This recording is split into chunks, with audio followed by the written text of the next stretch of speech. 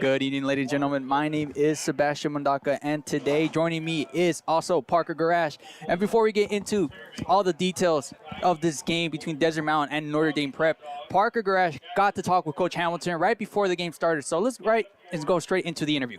Don't mess around Parker with it. Garash for the Varsity Sports Show pregame with Coach Hamilton. This is a team that beat you guys on your home turf last year. It took 3 overtimes. I was there, but did you sense a little bit of different mindset from the team this week during practice? You know what? We didn't even talk about the loss, to be honest with you. We're just focusing on tonight. We're not living in the past, just living in the moment, trying to get us a victory tonight. Come out here and improve from what we did last week. Our guys should be hungry. If we win tonight, we'll be the section's champion, I do believe, which will mean a lot just because 5A Northeast Valley is the toughest in 5A, and so if we can say that we're the champions of that, that'll mean a lot to us. So we need to come out, we need to play hard, we need to play fast, we need to get on these guys early. You talk about the region. There's a lot of different teams this year that came in with ALA, Higley, and Horizon. How meaningful would that be for you, the type of adversity you got to face this season to get the win and be number one? Yeah, well, you look at it. Higley won the championship last year. The year before, Horizon won it. Both of those teams beat us in the semifinals. Notre Dame was in the semifinal last year. We've been in the semifinal the last 2. America Leadership Academy won it in 4A last year. So this region is section is full of a bunch of champions. And so for us to say that we have the most wins out of everybody in our section and we can hoist that banner in our gym one day will mean a lot. And it means a lot that we're going to be 9-1 and we can potentially be the number 1 seed in 5A. So I think there's a lot at stake for us. Yep. Appreciate your time, Coach. Good luck. And welcome back. And Parker, you got an interview with Coach Hamilton, and it wasn't easy because we had to run like 100 yards across the field. We look like players out there, but more into what you talk with Coach Hamilton. How much impact it's going to have in today's game. Well, it's just going to be a very, very interesting one. A lot of open state possibilities with this team, and top of the 5A too, even with a win. So they came in 8-1, took a tough loss last week. So it is definitely going to be a fun one between 2 crosstown rivals tonight. Indeed, and it looks like Desert Mountain has won the coin toss and decided to defer. So Alex Weeks, the kicker for Desert Mountain, will get ready and kicks off tonight's game here at Scottsdale, Arizona. Beautiful, beautiful city. Absolutely love being here, Parker. And first glance, both sides, you got Desert Mountain last week losing big against Higley, one of their big rivals. Last year as well, they lost in the semifinals, and Higley went on to win the 5A region championship. And last week, they played, and you wanted revenge. Coach Hamilton was really emphasizing that a lot. I wasn't there, but you were. You got to play color at that time. And what were your thoughts in that game? It was a tough one, to say the least. The first quarter was a bit slow for both teams, but Brady McDonough, unfortunately, he threw back-to-back picks on back-to-back drives, and I think that kind of set the tone for the entire team. They played Bryce Hergers in a multitude of ways at the quarterback position.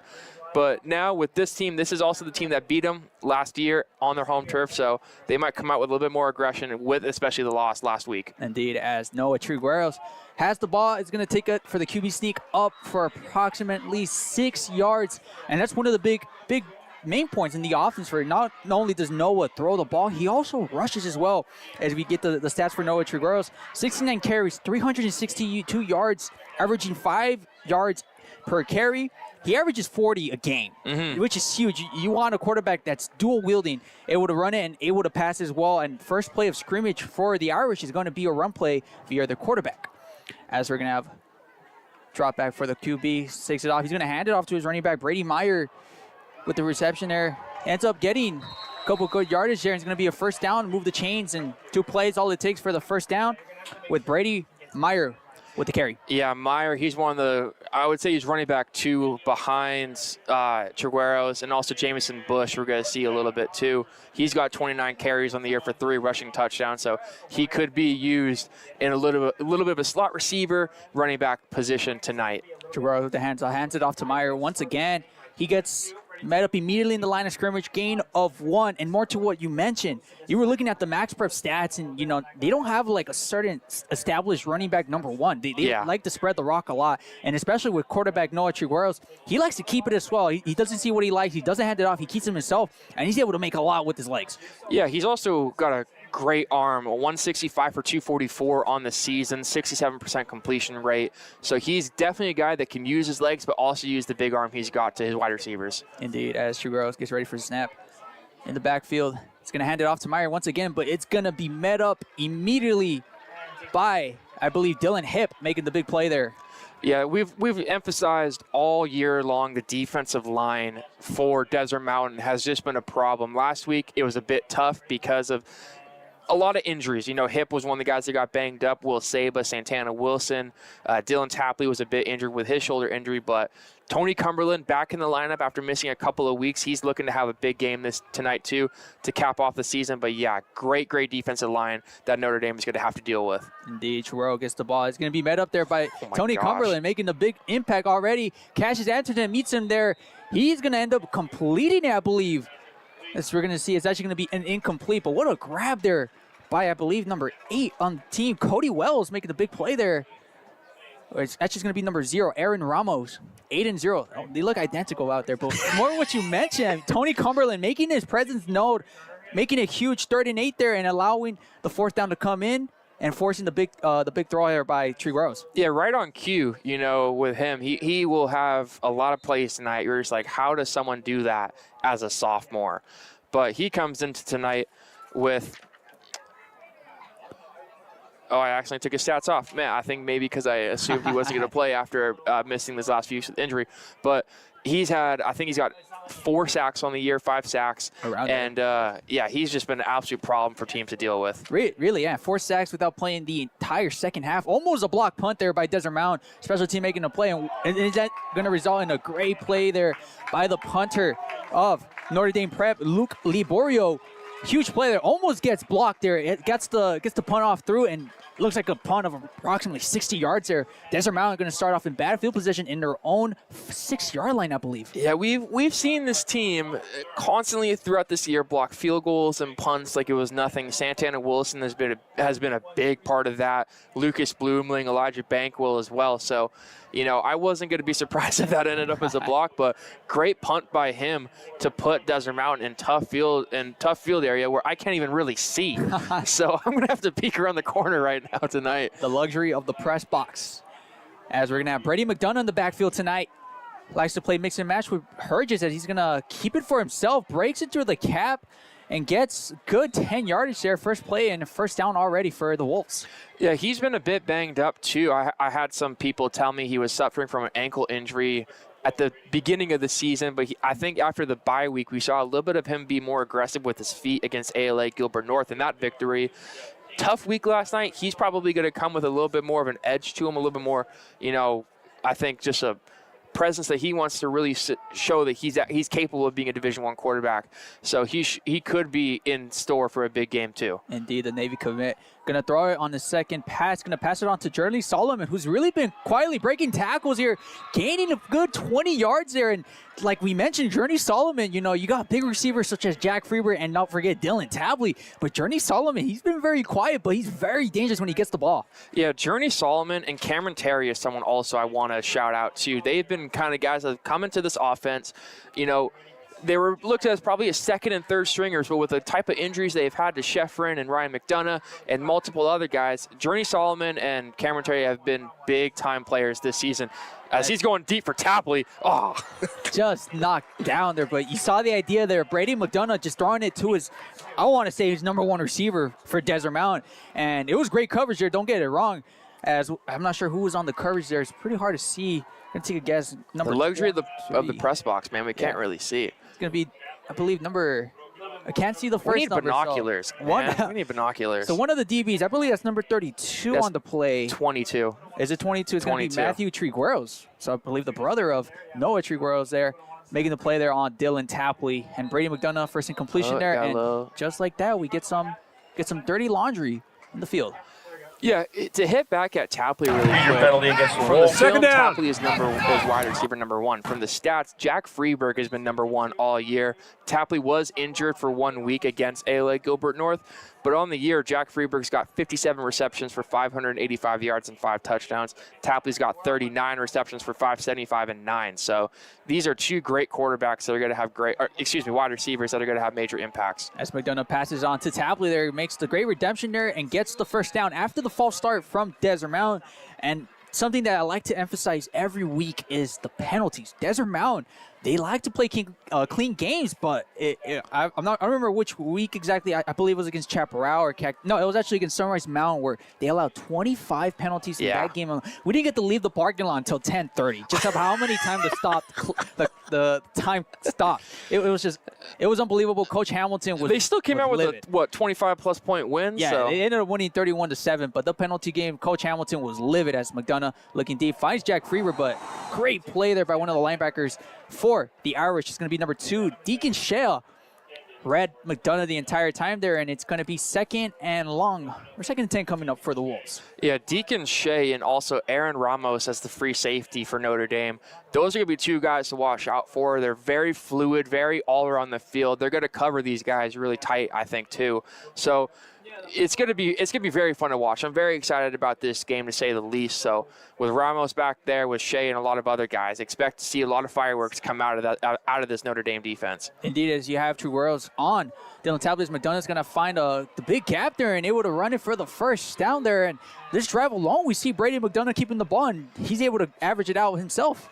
Yeah, you saw the fake handoff to Santana Wilson. Henry Curran thought he had a gimme right there with Santana. McDonough was able to fake it off and take the chains all the way down to the 39-yard line in Notre Dame's end zone. So great read by McDonough to see that coming and get the first down for the Wolves. Yeah, and something we noticed all year watching Desert Mountain play is that their first quarter is where they strike the most. They like scoring. They like setting the tempo. It's really their second half where the question marks are right, as McDonough able to find, I believe that's going to be Santana Wilson with the receiving touchdown there, absolutely dusting the free safety. That's actually going to be number 22. Matthew Trigueros getting beat out there, in the speed of Santana Wilson being shown. However, there is a penalty flag on the field. I'm assuming it's going to be a bit of an unsportsmanlike conduct. It is on Desert Mountain. It is going to be an unsportsmanlike conduct on. That's going to affect the kick-off, I'm assuming. They can't do that, but... Absolutely. You know, to get a pass like that, just dropped in the breadbasket. Just beautiful. Just, especially after the rough week they had, only putting up 21 points, you kind of assumed it was going to be a little bit more excitement. Maybe, I don't know who was on specifically, but if it was McDonough, after a rough week last time we saw him out, to come out, throw a dime from 39 yards out and get the score, that's a big time play for the Wolves. Yeah, making the big play there, and it's actually going to be the DB, the star DB for Desert Mountain, making the huge play there as Alex Weeks' kick is good. High and good. That's something that I love watching about Desert Mountain, is they have a very good kicker in Alex Weeks. He's been great all season long. Very reliable too, and you know, obviously we don't see much field goals with this Desert Mountain. Desert Mountain coach Hamilton, very aggressive. He likes to go with all 4 downs when he likes the opportunity. It's either punt or touchdown. But when he gets the field goal range, and you know, especially when they're tight games, you know you have a reliable kicker in Alex Weeks. Yeah, if he was on my fantasy team, I would have really needed him last week. You know, I lost by like 20 points. Yes. So to get a kicker like this, who's been really consistent all year, is a great thing to have, especially in a crunch time situation. Yeah, and just like we mentioned before, Desert Mountain strikes first, and that's something that Desert Mountain does. And Coach Hamilton very happy about it. First drive, and they get points off that first drive. You know, the defense comes in there. It only took 2 plays to get the first down, but right after that, they forced that 3 and out, and they get the ball and they just throw it down. Notre Dame's throw. It took out approximately 4 minutes off that drive, and they were able to score it there off the big play to Santana Wilson. Yeah, and Notre Dame's going to have to get their number 1 wide receiver involved, Cooper Perry. He comes in as the number 1 player in the state for next year's class. A lot of Power 5 schools are interested in him. He did, I will say, too, I was at the game last year between these 2 schools. He did not have the best game. There was a lot of hype around him, too, last year as a sophomore, but he got locked down by Santana. He didn't get targeted in the first drive. Let's see if they can get him involved on the offense in this next drive after the kick. Indeed, as we're going to have the kick return ready. It's going to be number 34, Brady Higbee. getting met up immediately at the 20-yard line, with Notre Dame going to start off at their own 20. And more to what you were saying, Santana Wilson, he's not even a wide receiver, and he already has a touchdown in the game. You think that's going to affect Cooper Perry at all mentally? Let's see. He's kind of used as Travis Hunter. We've seen Santana used as a running back these past couple of weeks with the injuries they've had in the backfield. There he's a wide receiver. That's why I call him a Swiss Army knife. He's able to just come in, make the play when he needs to. And, yeah, it's going to be fun to see. I see Santana. He's actually locked up on number 6 right now, Dawson Dorward. So, yeah, it's going to be a fun game, to say the least. Yeah, Cooper Perry gets I'm not sure who got the reception there. True Guerrero throws it all. Throws a quick slant route. I believe that's number 20, Jameson Bush. We get the first time we mention him. He's also a very big part in the offense, especially in the rushing department. 63 carries for 326 yards. He gets the good reception there for 10 yards. Yeah, 3 receiving touchdowns on the year on 38 receptions. Name to watch out for sure, like I've talked about with a couple of other guys. But, yeah, this team is very fluid, likes to get everyone involved. So, yeah, expect a big couple of, passes from him. Yeah, it's True Guerrero. It's going to end up keeping the QB draw, going to go up for approximately 2 yards here. And something we've seen in these last 2 drives for Notre Dame is True Guerrero. He keeps the ball to himself, and he likes to run in there. And we mentioned his stats. He's thrown in a lot. He's 24 TDs in the season. He has 5 interceptions, so he's very protective of the ball. So he doesn't like to see what's out there. He just keeps it himself, and he knows what to do with his legs. Yeah, 6'1", 185 is what he's coming in at. A little bit of a bigger quarterback compared to the ones we've seen so far this season. So, yeah, he can definitely use on his feet. He's going to go Division I next year, too, as well. Indeed, that's True Guerrero in the backfield, getting ready for the snap. He's looking deep as we're going to get a penalty. Don't know what that would be called on. Looks like it's actually going to be a timeout, I believe, on Desert Mound. I think it will be a Desert Mountain timeout, and Coach Hamilton livid in the backfield. Not sure what happened there. Probably a play didn't go through, didn't like what he was seeing, and it looked like the play was going to get shut down anyway, so the timeout might have not been the best choice there. We've gotten used to Coach Hamilton, though, calling early timeouts. We saw him, I think, in the ALA Gilbert North. He used his last timeout in the top of the 4th quarter when they were up. We've seen him in the Horizon game. He used two of them in the second half very quickly as well. It led to points on the board. But so, I mean, sometimes he just doesn't like what he sees, and he's got to call a timeout to reset the defense or the offense. And, you know, clearly he didn't like the matchup with maybe of wide receivers, or there's going to be a trick play coming. They didn't see it. But, you know, I trust Coach Hamilton. Yeah. Experience in the NFL has led this team to a very good record the last couple of years. So if he says there's something wrong, I'm going with what he thinks. Yeah, and correct me if I'm wrong, experience with the Giants and the Falcons, I believe. I know one of his Twitter stories says that he's played with the Falcons before. I probably read somewhere where he played with the Giants. But like you mentioned, he's not afraid to use all timeouts. You get 3 timeouts every half. He's not afraid to use all 6. And against ALA Gilbert North, it got a little scary. You know, it only took one play to score 14 points on different drives. We're going to have a penalty. It's going to be offsides on Desert Mountain, their 3rd one in this game. And it looks like it's going to be on number 14, Elijah Mears. He's matched up with number 22. 5 yards, second down. No, other way, Dean, other way. Which is J.J. Francis. Second down. But, yeah, don't really know. I didn't see where the movement was technically called, but he was looking at it looked like Elijah Mears. Elijah Mears causing the penalty, getting 5 yards. It was second and 7. Now it's 2nd and 2. Expect the first down here, and we're gonna have Trey Guerreros in the center. He's gonna hand it off there to Jameson, and he's gonna be able to bulldoze his way into the first down. And there's gonna be another penalty flag on the field. Parker, we got to talk with the head ref this before the game started, and we told him, hopefully there's not too many dirty laundry out there. And we obviously taking 10 back. And it looks like it's going to be a holding on the offense. But, yeah, I mean, I'm a Seattle Seahawks fan, and for like 4 to 5 years, there's been games where there's just 15, 16 penalties and a half.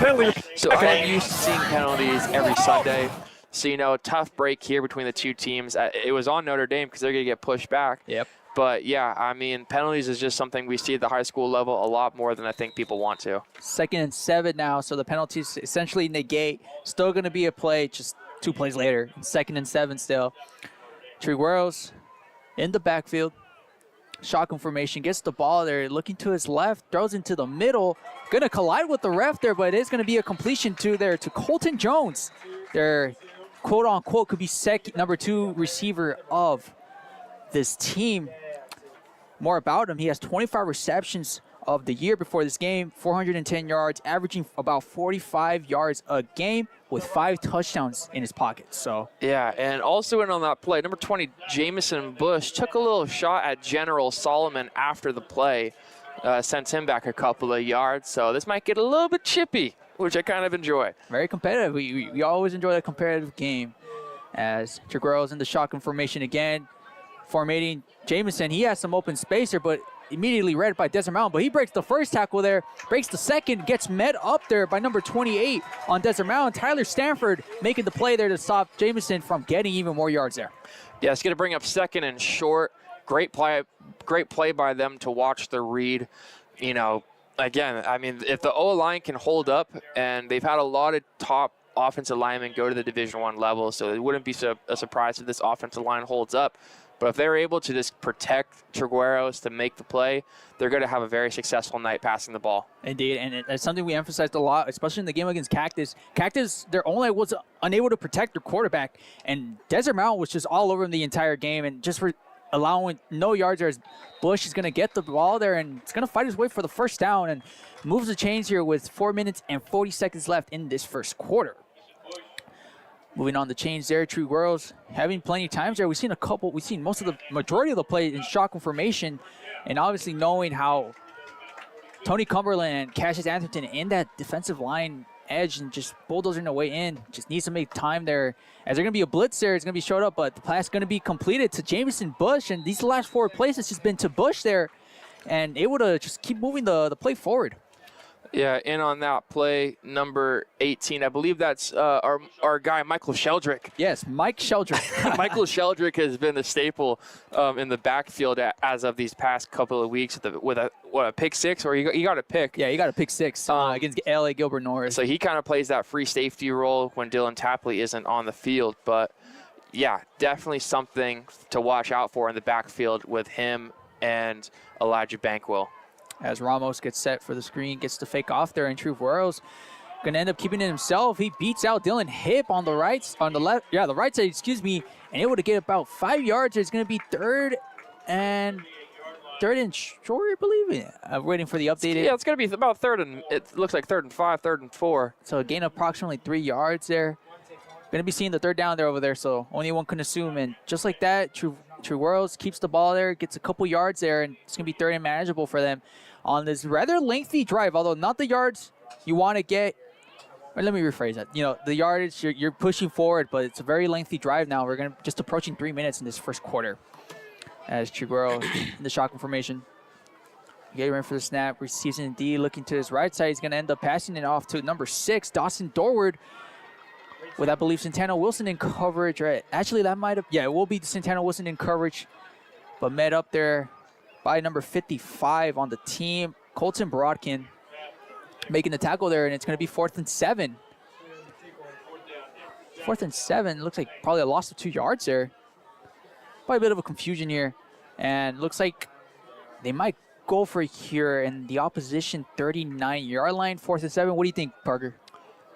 4th and 7. I mean, they're in a good field area to get the first down. They just got to trust Trigueros' arm now to make a play. Trigueros in the shotgun formation gets the ball, and then they're going to go for it. He's going to get met up immediately by Desert Mountain. He's got the ball. It's going to be a strap, and he's got the ball. He throws a lateral back, and he's going to be Borodkin with the ball. Is that going to count? It's going to be a touchdown for Desert Mountain. My goodness. Looked like a lateral pass there from, I think it was Cassius Atherton who stripped it off. Yeah, so let me tell you what just happened. Blitz came from the line, got Trigueros just met up immediately.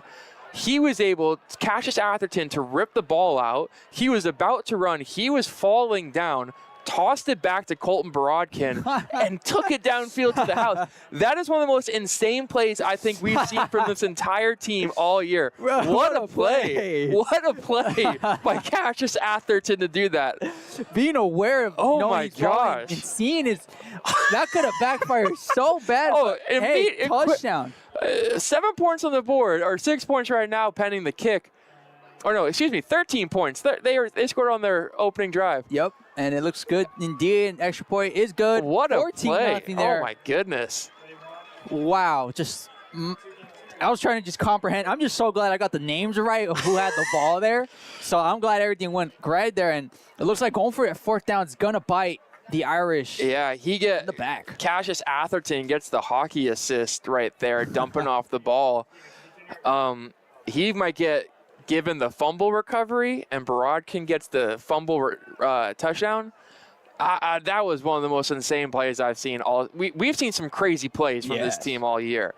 But that might have topped it right here in Week 10 of the season. And the final regular season indeed for the Wolves. And, obviously, I didn't have to throw some props out there to the referees to allowing the play to develop. I mean, they didn't stop it. Atherton was falling. One could assume that, the whistle gets blown there and the play is dead. Desert Mountain would have it at pretty good field position around their opposition 40. But instead, they let the play run through, and Borodkin, the right place at the right time, gets the ball, and he gets the first touchdown of his, I'm just going to assume a career, but for the season for him this year. And what a great play to just get that first one tonight as Weeks gets ready for the kickoff. And their team's going to lead 14-0. And it's written all over Desert Mountain's team. They like to strike first, whether it's offensively, defensively, and it looks like both gets an action today. We only need special teams, and everyone gets a contribution tonight. Yeah, I mean, I think, too, with it, they can't get comfortable. You emphasize, on, they like to go after guys in the first quarter and get a big lead. They got to get better, though, and we've seen it these last 2-3 weeks of them getting too comfortable after getting a big lead. That has allowed these teams that have come in to play them, Horizon, ALA, Higley, to kind of creep back and sneak into the game again. But with Notre Dame, with the type of wide receivers they got, they cannot just get comfortable and let this team get back into the game, even though they're already at 14. As Chiguero is going to end up tossing it off to number 22. J.J. Francis is going to get met up there, and the defense is coming alive for Desert Mountain. We're just under 2 minutes in the first quarter, and if you're Notre Dame Prep, I think the first person you got to get into this game, I haven't seen his jersey number on the field. Probably it's really hard to tell, but we haven't seen Cooper Perry, at all.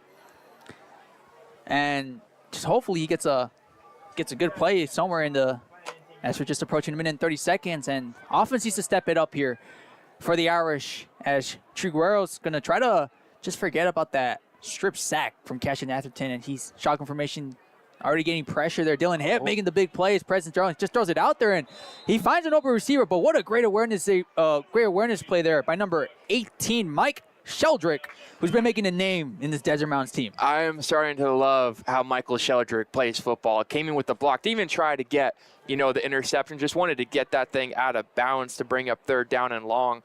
But, yeah, he's had a great handful of weeks. But very impressed with how he's played. And you saw the pressure from Dylan Hipp just about sacking Trigueros.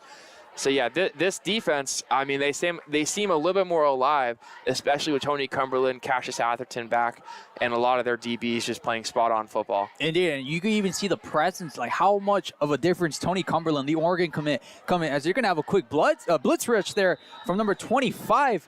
Going to be Jack Rold with the just undefended at all, unblocked, and just met up with Trigueros, and Trigueros had nothing to do but just throw it away there. Yeah, the linebacker / tight end, not seen a lot of offense, but he's been pretty decent on defense as of late, and hasn't made a lot of big plays, but they're bringing the pressure and almost getting the sack. Great read by him to see that the O-line was not going to have an extra blocker and try to get that sack to bring up fourth down. Yeah, great awareness there, even if it was considered a blitz or not, and taking his time there. I thought he was about to go for the fake. There's the punter for Notre Dame, calling the ball away, and he's going to be yet another great play. He's going to be played by Jack Freeberg.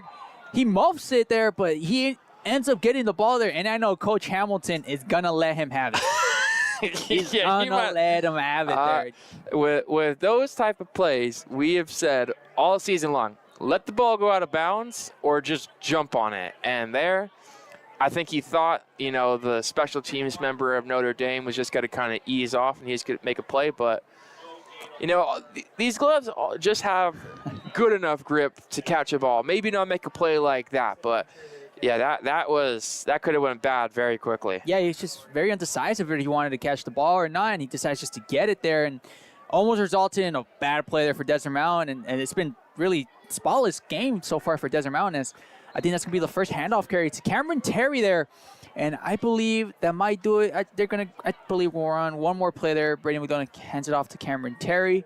He gets a good 3 yards there, 2 yards there. More about Jack Freeberg. It looks like he's going to be saved for a bit. The offense is out there, so he won't be able to talk to Coach just yet. Let's see if Coach will forget about that play. I know Jack Freeberg's forgetting about that play immediately, as we do have an open receiver there. We're going to get a play motion to Journey Solomon, and it's going to be McDonough keeping the ball yet again. Placed a good cutout on the left, and he has open space and blockers to take him there. And it's going to be a good gain there of approximately 26 yards. You're going to be in their opposition 40-yard line, and 22 seconds remaining. He got one more play in there, and what a start there for Brady McDonough, getting his legs in this game.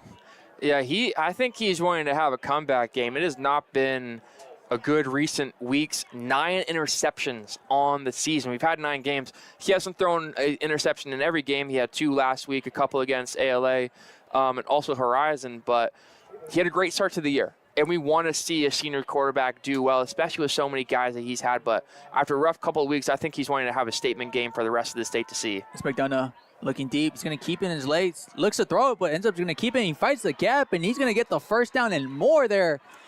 Able to make the great play there. 14 seconds left. The time's not clicking, so they might have a play for one more. I think the game. They got to set the ball, I think, and then they're going to run. Yeah, there we go. Time is clocking there, and it looks like that might be it for this first quarter. That's going to do it for this first quarter. Desert Mountain defense, offense taking plays there. They lead 14-0 here at Notre Dame Prep Academy. Don't go anywhere.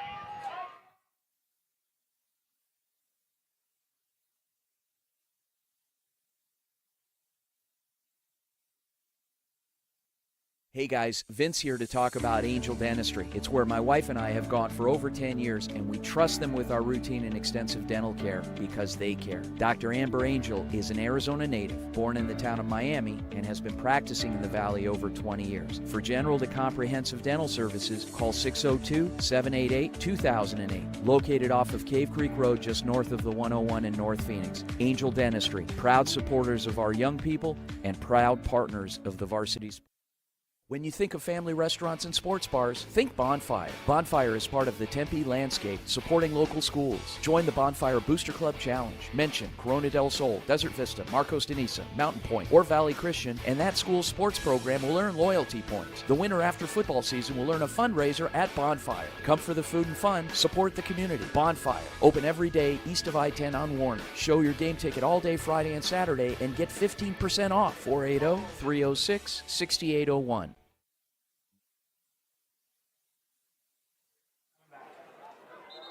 And welcome back toward the second quarter. Desert Mountain at Notre Dame Prep Academy. The Saints getting ready, and just like that, starting the second quarter, it's going to be another penalty flag on Desert Mountain. Looks like a false start. Nonetheless, they lead 14-0 off the Brady McDonough rushing, able to get him in good field position to start the second quarter. Journey Solomon in motion. McDonough not even looking his way. He's looking deep. He's looking for Jack Freeberg, and he has him open for the touchdown. Just like that, a 44-yard touchdown to Jack Freeberg, making his redemption just like that. And Desert Mountain, they are rolling in this first half. Yeah, this is something I think they needed. They needed a good well game. They needed to get some confidence back after that tough loss, especially on senior night too. Yes, indeed. But I'm sure Conrad Hamilton said a little something to Jack to get him fired up. But that reminds me, I don't know if you've seen the Sacramento Kings head coach Mike Brown. There's a video of him going viral, of him going after his guard Malik Monk, saying like, "I'm sick and tired of the stuff you do. I'm about to like get heated if you do it again." Coach Hamilton, I'm sure he didn't go as extreme as Mike Brown, but he probably said, don't ever make that mistake again. And he makes up for it with a great touchdown to bring him up 21-0. Indeed, and now you're making your case for Jack Freeberg, statistically speaking, being the #1 receiver for Desert Mountain. Of course, Dylan Tapley probably going to get his name heard out here in today's game. But Jack Freeberg strikes first on the offense, on the receiving corps. Let me get more in depth of what I was trying to say, but they lead 21-0. And something I want to point out, funnily, Alex Weeks kicked the ball and it hit the scoreboard. Did it really? It hit the scoreboard, so if it breaks, Desert Mountain is not responsible for any damage. Alex Weeks, great leg, great fundamentals. Desert Mountain, the Wolves, offense, sparking out, defense, making perhaps the highlight of the year. That could probably be defensive play of the year. if there was such a thing like that here in Arizona high schools. I believe there is. Maybe bro, hard to tell. If there's like some know. awards, Yeah, there's a lot of awards like Region Player of the Year, Coach of the Year, Offensive Player of the Year, Defensive Player of the Year. There should be a Defensive Player of the Game, and if it did, it would go to Cash Atherton. And it's up there. Oh yeah, wow. It's up there. What a play there. Desert Mountains rolling here in Scottsdale, Arizona. Alex Wisk with the kickoff, gets it ready, gets it going. All kickoffs have gone touchback, but this time just a bit short. Going to be received there by Aaron Ramos. He has some free space here. He runs full steam ahead up to their own 25-yard line. And it's going to be the Saints' ball. And excuse me, I've been saying Irish. I've been getting a bit confused there. I think I see the Notre Dame name, and Irish comes out. It is the Saints, so I do apologize about messing up the big name there. Yeah, we apologize, but we're going to be on key. And also, someone who's got to be on key, Cooper Perry. He's entering the game for the first time tonight at the beginning of the second quarter. He's going to try to make up a lot of ground, and look who we get to see. Oh, never mind. Santana Wilson is not going to be on him. We're going to get a little bit of Elijah Bankwell on him too, but yeah, let's see what type of magic he can do with his speed. They're going to hand it out to Jameson there. He's breaking a couple tackles there, and he's going to end up getting the first down and more. 15 yards, 16 yards on that rush alone. What a play there from Bush. Yes, we have a player down. I believe that's Cumberland. First game back. He looks like he's getting up. Probably just got himself a little bit shocked there off of the tackle. Yeah, probably a tweak of the ankle or something as he's kind of slow to walk. That's not stopped him before. We saw him, I think his last game we saw him in was the Horizon game. Yep. And he got a bit injured. He wanted to go right back on the field after. They had to take him off for a couple of plays because his helmet came off. But yeah, he is someone to watch out for on that defensive line. So we're going to have General Solomon on Cooper Perry. As we're going to have a bit of substitutions here. Dylan Tapley coming in on the strong safety position on his left side. Santana Wilson on number 6. Dawson Dorward. We won't see the matchup just yet as Trey Guerrero is going to end it off there to Bush and just met up immediately there by the defensive team. General Solomon there making the big play. Or more of just everyone making the big play there, the big tackle. Yeah, Brody Olson was also a name in there too on that tackle. But when this defense gets going, it's hard to stop. And, we've seen it time and time again. I think Santana and Cooper are hoping they kind of match up. Santana's more of an outside DB. Yep. This is my first time seeing Cooper this year. He's more of an inside wide receiver, it looks like. But, yeah, they might get him in double coverage and try to slow him down tonight. Trey Wells, shotgun formation. Looking in his right. He's throwing it too. I believe it's Cooper Perry getting his first reception and making a big play. You can see the speed coming out there, but great play there. I think that's Santana Wilson. No, it's going to be General Solomon making the tackle there, not giving up on the play. But first reception for Perry, 8 yards. Third and manageable coming up for the Saints. Yeah, he's a quick receiver. That's why Arizona State, Notre Dame University, and a lot of top schools around the country have taken a liking to him. 14 touchdowns on the year is not something to turn away from. But when your team's 4-5, it might not be looked at as something great with the type of losses they've had. So he's definitely going to have a big emphasis on what Notre Dame can do tonight. Perry motion onto the left side. He's going to hand it off to Jameson Bush, and he's able to bulldoze his way toward the first down. Gets a good gain of 3 yards, and chains keep on moving. And if you're the Saints here, you need to get this drive through, and you need to get points on the board. Yeah, even a field goal would be nice with this team. But, this is a team we've talked about. This region, they were 9-1 last year. The teams they demolished in Skyline, Sunny Slope, and Gilbert last year are out, and they've lost to all 3 who have come in, which is Horizon, ALA, Gilbert North, and Higley, by 20-plus points. Yeah. So, it's been a test for them, I think. Chief Worrells finds his receiver onto the inside. It's going to be Dawson Dorward making the big play there and continues to chains onto. But more onto your thought, Parker? No, yeah, I was just going to finish up. I apologize with the play going, but this is a team that's had a lot of challenges this year with a lot of tough competition, and I think that's kind of questioned them, to see. But this team is still very talented. They've been able to put up 40 points really easily, but it's just when the competition has been up to their level, it's been more of a tougher season than it was last year. Yeah, and then the teams who they lost to, got those 3 teams replaced, they're all playoff teams. They're all going to be qualifying, so there's no reason why the losses are too harmful. It's Jameson Bush he's getting really active in this line here in the offense for the Saints, and he's going to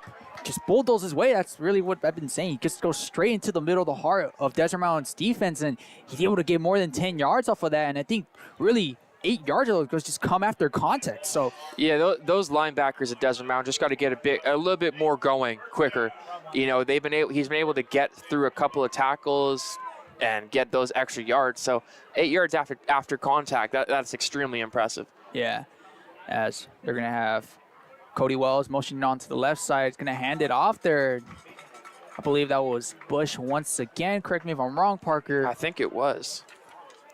As he's going to, yep, it is going to be Bush getting even more yards. And then if you can't stop the run, just keep on throwing it down their throats. And something you really mentioned, as soon as Cooper Perry got locked into the game, it looks like a different offense out there. As we're going to finally have the matchup you've been waiting for. Let's see what happens, and we're going to get a penalty. Penalty indeed. We'll see what the call is by our referees. Prior to the snap, encroachment, 33 on the defense. Results in a first down. So it looks like it's going to be a Desert Mountains offsides. I lost count already of the penalties. I think that's the 7th one already in this first half. As we're just approaching. It's a very lengthy drive here for the Saints. Just approaching 7 minutes and 40 seconds on this second half. And they're knocking on the door here in the red zone. The matchup's still in play here with Santana Wilson and Cooper Perry. Trey Worrells in shotgun formation. Bobbles the snap, but it's going to be, looks like it's going to be a timeout called. It is going to be a timeout call on Desert Mountain. The second one in this first half. And just like you mentioned, Coach Conrad Hamilton not afraid to use the timeouts. I think he just didn't like, again, what he saw with the defense. I mean, getting a offside call for, I think, the 3rd or 4th time already tonight.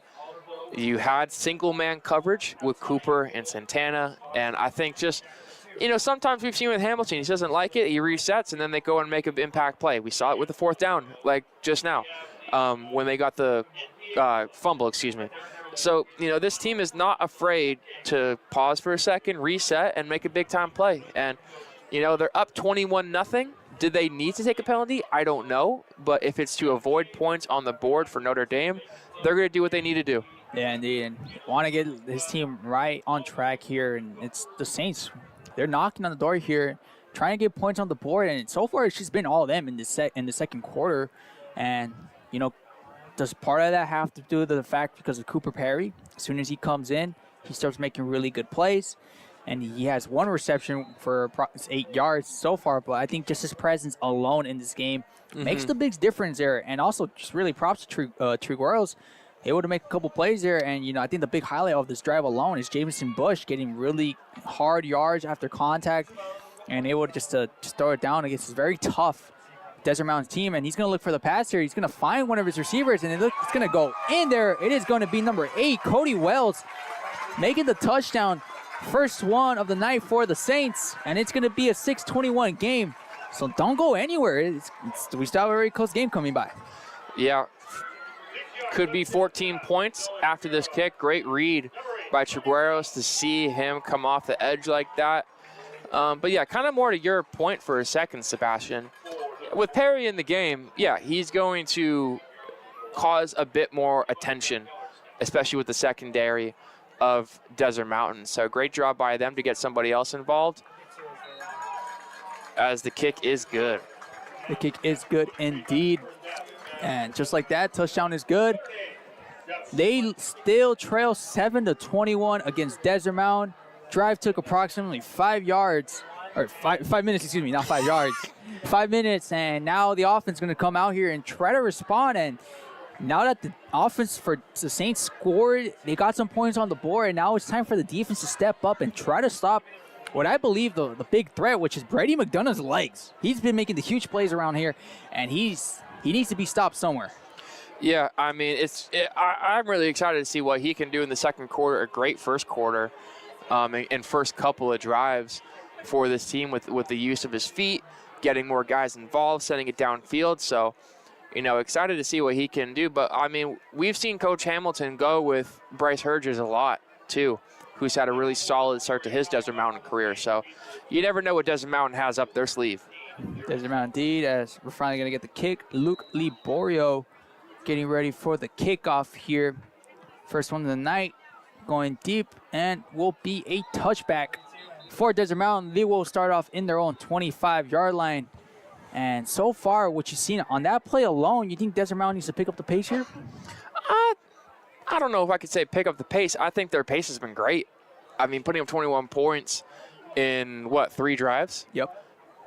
I think their pace has been pretty solid, wouldn't you say? I think 3 straight drives because you got the offense score, defense score, and then the offense score again. So it's just like I think they just got to keep being consistent. I think they can't let these penalties get the best of them because that is what has set them back multiple times this season. So they can control that and stay clean. It's going to be a very hard game for Notre Dame. As McDonough looking deep, finds Cameron Terry for the shove pass there, and he's going to end up gaining a couple yards there. Find his way from behind the line of scrimmage and going forward. Gets good 5 yards there. 2nd and 5 coming up for the Wolves. And he hasn't been much who we mentioned tonight. Cameron Terry, who's been stepping up in an immense role, especially with Ryan McDonough going out perhaps for the season. You see him in the knee pads or knee brace. The knee brace. There we go. Lost my word of thought there. Max Sheffrin, who's currently out and about, and McDonough's gonna pass it off to Jack Freeberg, and the Speeds takes over. What a great tackle there by Notre Dame's Preps defender number 34, Brady Higbee. If we got a penalty on the field, it might be a late hit. Let's see what the referee says. We'll see indeed as we'll get the call. Holding, on the field. number 66. And never mind, it's holding on offense. Apologize. I was actually trying to look for the head ref there, and he's just on the opposite side of the field. So it looks like it's going to be a holding call. Holding. Will be a holding call indeed on Desert Mountain. I'm not sure who they really called that on. I didn't really see much of a hold. But Jack Freeberg was this close and just breaking it free, although would have came back regardless. So 2nd and long here. Oh, 2nd and 5 it says on the board, but we'll be second and 25. Oh, no, sorry, 2nd and 5. Yeah, you're right. It's the ball on the 25. Brady McDonough with some work to do. 2nd and 5 coming up. Motions Journey Solomon to the right side of the field. Will be a pass again. Finds Dylan Tapley, but gets tipped down there. Once again, making the big play there is Brady Higbee. Making the big tackle there on the last play and the tip up. And it's going to be 3rd and 5 coming up for the Wolves. Yeah, Braden Higbee, solid guy. You know, this defense just has a lot of guys that might not show up on the stat sheet, but are going to make plays in game. And a great block by him to make it 3rd down and long. But with the tip, it looked like it could have been an interception as well if another defensive back was there. Yeah, but let it alone. Just if you could force the 3 and out here, you know, the offense has been shining, especially in that last drive. For sure. Could be a momentum changer here coming up. Motions Jack Freeberg to the right side. McDonough looking his way. Decides not to throw it. He's currently shuffling the backfield. He's going to throw it deep. Trying to find Dylan Tapley. Does find it deep, but will be a penalty on Notre Dame Prep. It looked like a bit of too much touch right before the ball call there. It's going to be on number 17, Cannon Kayum. Going to be a pass interference call on Notre Dame Prep. And the Notre Dame fans are not happy, to say the least. Let's see what the ref says here. Pass interference. Number 17 on the defense. It's a 15-yard penalty. That results in a 1st down. So 1st down, recess to drives, and Desert Mountain, they skate away. A little lucky break for them, especially the pocket breaks down, and Brady McDonough just throws a prey up there to Dylan Tapley. And for good cause, Dylan Tapley, 6'3". He's just a giant on the field. So throwing it up there, basketball player, whoever wants it more, gets it grabbed up there. And luckily the penalty forces the rebound, and he's going to be met up immediately by the guy who threw the penalty, but Brady still throws it away. Dangerous throw there from Brady. Yeah, to say the least. Cameron Terry was the intended receiver. He didn't even see the ball coming. I think he didn't even see it. Brady looked like he was going down, just threw it out there. Not a smart throw at all. But yeah, just thankfully, you know, by the football gods, they were able to not get an interception. But again, questionable call there too with the pass interference. They're both going down as they're falling. But you know, you heard the Notre Dame faithful say they were not happy with that call and let the ref know about it too. Yeah, and you know, obviously you don't want a football game to be dictated by the refs. So that big play, we'll see if that really haunts Notre Dame. As it's going to be a keep off from Brady McDonough, who's been doing that a couple times, stretches out there for a couple yards, and looks like the ref are going to give it to him too. Gain of 6 there, and it's going to be 3rd and manageable coming up for the Wolves. And just more what you said, I mean, the last play, you know, great redemption there from Cannon Kayum, who allowed the penalty and the resets of downs, but able to force that great blitz there, and Brady just, not the greatest tackle because he throws himself there and he's just holding his legs. I allowed Brady to just throw the ball away, but lucky break there from both teams. We say both teams here, but 3rd and 3 coming up for Desert Mountain. Brady McDonough in shotgun formation. Cameron Terry on his right side. He's going to motion Jack Freeberg onto the right side as well. Trade formation's coming up. He goes to his right side looking for any receiver. He's going to use his legs to pick up the first down. Indeed, making the big play there. Almost a late tackle there. Could have gone, and it will be a late tackle there as we see some penalty flags thrown out there. What a throw of the penalty flag there by one of the refs. Is it going to be a late hit? Could be counted as a late hit. I thought it was a bit of questionable here. We'll see what the call is. And the call is being... The penalty is going to be waved off there, confirmed by the head ref there. And nonetheless, restarted downs, Brady McDonough gets the first down there, resets the order, and the drive keeps on moving for the Wolves. 5 minutes remaining in this second half, or second quarter, First half, Jack Freeberg on the left side. Brady on shotgun formation, Terry next to him as well, and looks like the Saints are going to be playing zone formation. Brady throw a squig pass there, and it's going to be picked off there. Aaron Ramos gets the interception there, and penalty flags all over the place. I didn't really know what happened there. Parker, take it away. It looked like Journey Solomon was the intended target. It gets picked off by Aaron Ramos, who, again, we talked about at the free safety position. He's just all over the field, making plays when he can. He gets in on the interception there. That's going to be the 10th on the year for McDonough. But with Journey not happy about the non-completion, he goes personal to tackle foul. and rips off the Number helmet. 16, face mask. So they're going to count as 15 yards, it'll be mask, first and 10. And, yeah, it's going to bring up first down. 50. Great position here for Notre Dame Prep, and the momentum could change here. I mean, obviously, you hit on it. Yeah, it wasn't entirely on Brady's fault. It wasn't a bad throw. He just got met up there in the line of scrimmage, or in the pocket, and the ball just came out very bad, and Ramos was there, and he gets the interception, the first one, I believe, of the night for either team. And now Notre Dame Prep gets ready, and Jamison Bush gets the first foul there, and going to break it through there. Number 14, Elijah Mears was the one close in there, but Jamison just runs straight through him and gets an extra yards. And momentum there. I feel the momentum swinging here. Yeah, I mean, you just never know. High school football is one of the things that, like, the momentum can switch very quickly, or it can stay the same. So, we talked about Cooper Perry and the type of impact he has just being on the field with this offense. But yeah, with a play like that by Solomon to rip the helmet off, just silly play. Shouldn't have done it. It's probably not intentional, but that just puts the defense in a bad position. And just like that, Cooper Perry with the possession and plays a little bit of a hand feint there.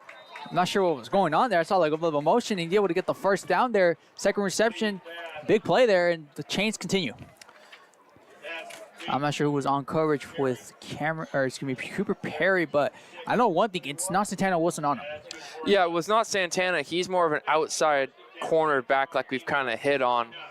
But, Cooper's used all over the field. In the slot, out wide. He has a couple of carries, too, I saw on some stats. So he's a guy to watch out for all over the field. Trigueros with the ball possession. He's going to hand it off to Bush there. And the run game keeps on taking advantage of what's been a very sloppy second quarter for Desert Mountain. They've been dominant that the first quarter, and they disappeared in the second quarter, and Jamison Bush is taking full advantage of that. Well, we also hit, too, on that, like, Coach Hamilton loves to use both of his quarterbacks. We saw it last year with Brady, and Drew Tapley, the older brother of Dylan Tapley. So maybe we see Bryce Surgers if they get the ball back in the second quarter or in the second half. So you never know how Desert Mountain's going to come out on the offensive side, but yeah, tough break for them. Trigueros going to throw a nod to Cooper Perry there. He was down. Yeah, he was down. Knee looked like it hit the foul, but he's very shifty there, able to almost break a tackle there, and going to be a gain. It's going to be moving the chains. First down for Cooper Perry. Chains continue to move, and the Saints are continuing just to throw it down in the offense. It seems like something clicked with them. Yeah, make it 58 receptions on the season. He comes in with 880 yards. That, of course, has been added, but yeah, big-time play by him. You can't forget, he also has 14 touchdowns of the year as well, so he's not afraid of the red zone. It's going to be a little shift pass there, but met up immediately there. Number 28 for Desert Mountain, it's going to be Tyler Stanford, the punter for Desert Mountain, making big plays in the defense. You love that type of play. That's some Pat McAfee type stuff with how McAfee used to get down for the Colts with some hits. But Indeed. Yeah, great job by the punter/linebacker in on that tackle. Just approaching 3 minutes left in this first half with Notre Dame looking to knock on the red zone here. Just approx their 25-yard line coming up, 27. Trey Guerreros, he's been picking up the pace here in the second quarter. He's looking deep, looking at his face. He's going to be end of attack, throws the ball away, and throws up into traffic. They're trying to find the Cody Wells, the guy who scored the touchdown earlier for the Saints. And just good awareness there from Trey Guerreros. Obviously, someone approaching him on this blind side. Couldn't really quite make out who was approaching it there, but throws it just in time, incomplete. So 3rd and 10 coming up, which could be potential here for Desert Mountain to just stop the damage here, stop the bleeding, and really trying to shape together what's been a very underwhelming second quarter. Yeah, it's an empty backfield too, so you know they're going to throw. Or, I mean, Trigueros has used his legs. Let's see what happens here. As he ends up throwing a deep double pass there to number 5, Brady Meyer. He gets stopped just short of the first down, Just lost a lot of saliva there, trying to pronounce first down there.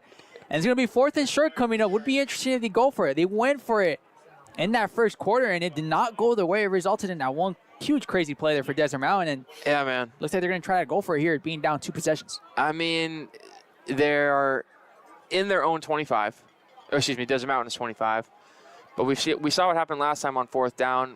It's too far for a kick probably, so let's see what happens here. Too far indeed. Motions off Cooper Perry. He's going to be the guy looking for it. He's going to end up throwing it off to, I believe that's the tight end for the Saints. Number 12, Colton Jones, the wide receiver, making his action there. Moves the chains forward. Under 2 minutes here. And the change continues here. They're going to try to make it a 1 possession before halftime here. They're going to get information. Colton Jones going to be subbed out for this play. First down. Time is clicking, 1:40 in this first half. Trey Guerreros, motions off. Jameson onto the right side. Looking for some confusion here. Oh, there might be a fake. Might be a trick play coming up. Oh, I thought it was a trick play, dang it. It looked like a trick play. You can't really be sure. Trey Guerreros going to be under center. He's going to shovel it onto Jameson. Gets met up, but ends up breaking it and gets taken down. And oh, Tony's got the ball. Tony Cumberland gets the ball there. We'll see if he was considered down. The referees, they're going to try to discuss here, and it looks like they might be able to, they're going to probably mark them down here. They're going to mark it just short. We got the live stream. We could go for a review here if they need it. They're going to talk it over here. I think that's a Desert Mountain ball. They're going to take a good discussion here. They're going to try to see if he was down here. Head ref looking it down. Desert Mountain players are convinced that they have the ball, and it looks like indeed will be Desert Mountain's ball here. And just like that, defense makes another huge play. Yeah, man. I mean, was that 4th? No, that wasn't 4th down. That was first down. Yep. So, I mean, turnovers like that, just costly. It just sucks. But, you know, the run game, I mean, I understand why they went with it. It's been really successful so far. But when you got guys like Tony Cumberland, Cassius Atherton, Elijah Bankwell, Santana Wilson, Dylan Hipp, like these guys make plays.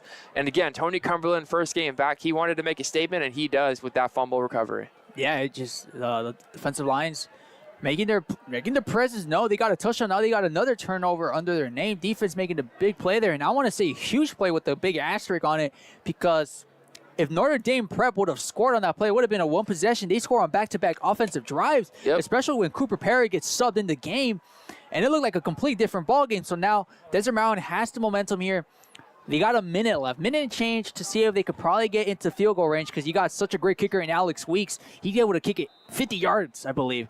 He's able to get some great practices there, but he have a minute there. Only 1 timeout under the name. So this is where the timeout situation comes in with Coach Hamilton.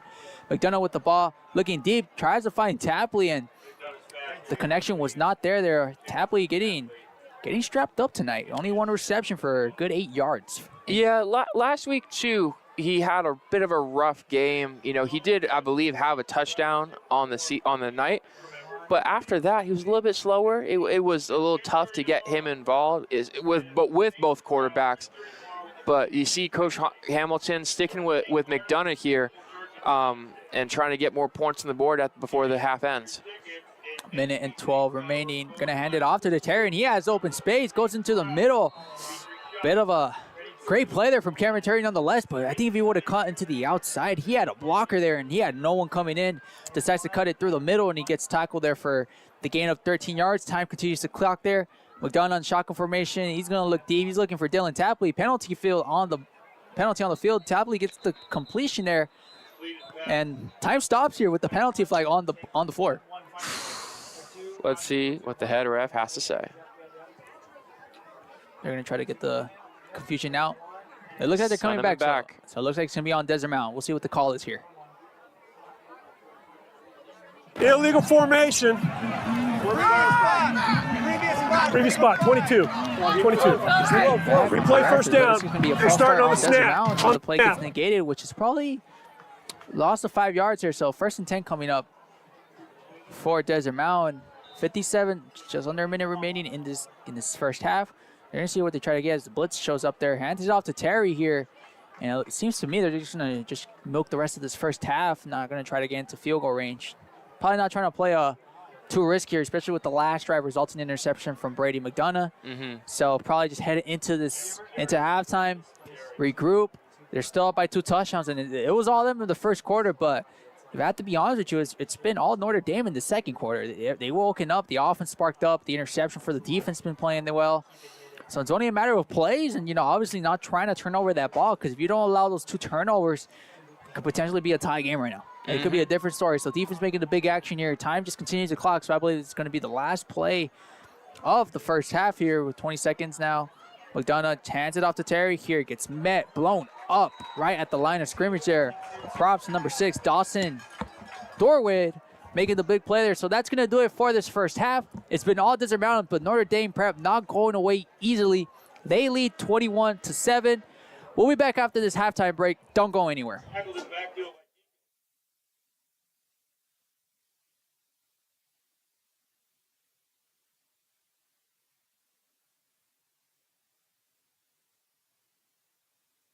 After every team played last week, we have 14 games this week, starting with the Tennessee Titans at the Pittsburgh Steelers. Quarterback Will Levis will be starting for the Titans. He had 4 passing touchdowns in his last game against the Falcons, and they are on the road on a short week against the Steelers. Steelers quarterback Kenny Pickett will play with a rib injury. Offense might suffer there for the Steelers. They're coming off a loss at home to the Jaguars. I think the Titans can keep it rolling. Titans win 21-17. To start off Sunday, we have a game in Germany. Miami is at Kansas City.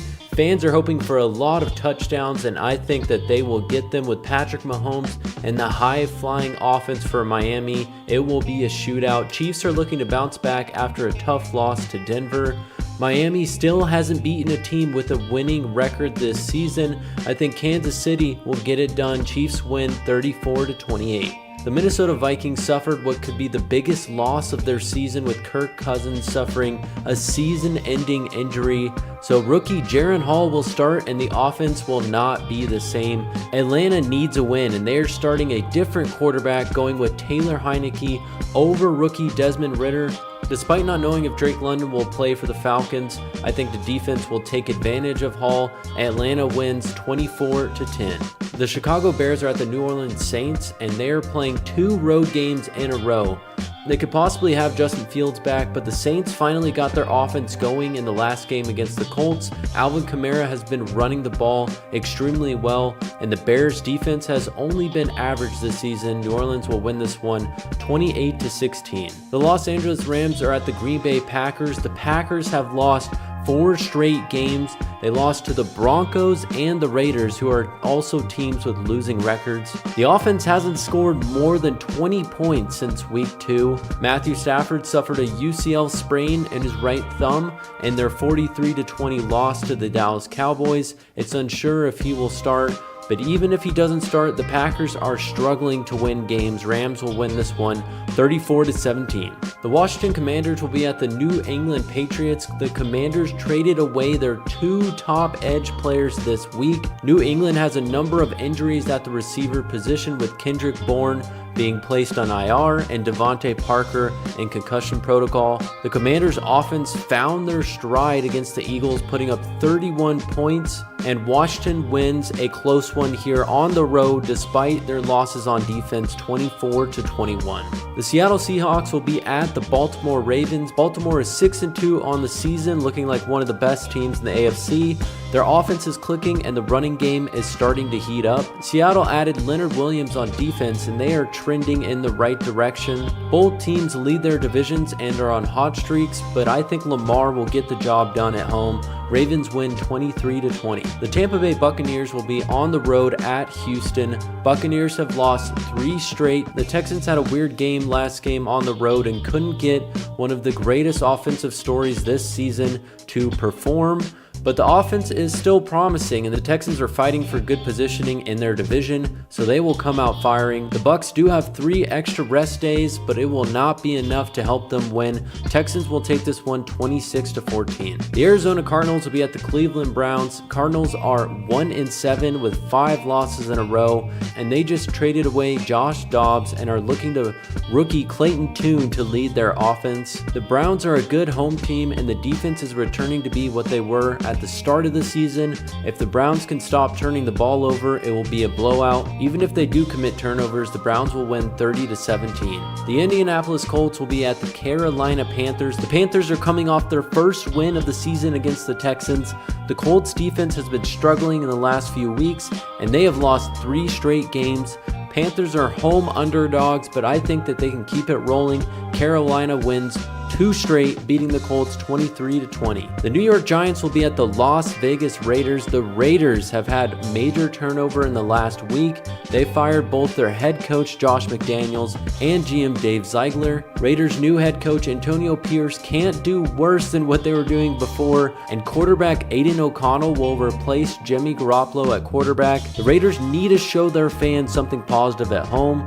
The Giants put up 31 points in week 2 against the Cardinals, but they haven't scored more than 16 points since that game. Daniel Jones could be back for the Giants, but the Raiders organization will get a much needed win. Raiders win 17-10. The Dallas Cowboys will be at the Philadelphia Eagles. One of the games of the week. Philadelphia has yet to lose a home game this season. The Eagles have the best record in the NFL, but they've also looked vulnerable at times. The Cowboys, on the other hand, have looked the best they have offensively in the last 2 games. Dak Prescott is looking good, and they are looking to prove that they are a Super Bowl contender this season. It will be a close one, but I do have the Eagles winning this one 31-29. The Buffalo Bills will be at the Cincinnati Bengals. Another great game. Sunday Night Football, the AFC North race. Joe Burrow's calf is healthy and he looked like his normal self against the 49ers. The Bengals are on a 3-game winning streak. Buffalo is looking good, but they will have to handle Jamar Chase and the Bengals receivers. No one can stop the Bengals right now, and they will win 33-30. The Los Angeles Chargers will be at the New York Jets on Monday Night Football. The Jets have won 3 straight games, and their defense is coming up big in those wins. The Chargers beat the Bears, but they will have to travel to the opposite side of the country to face that stout defense on the road.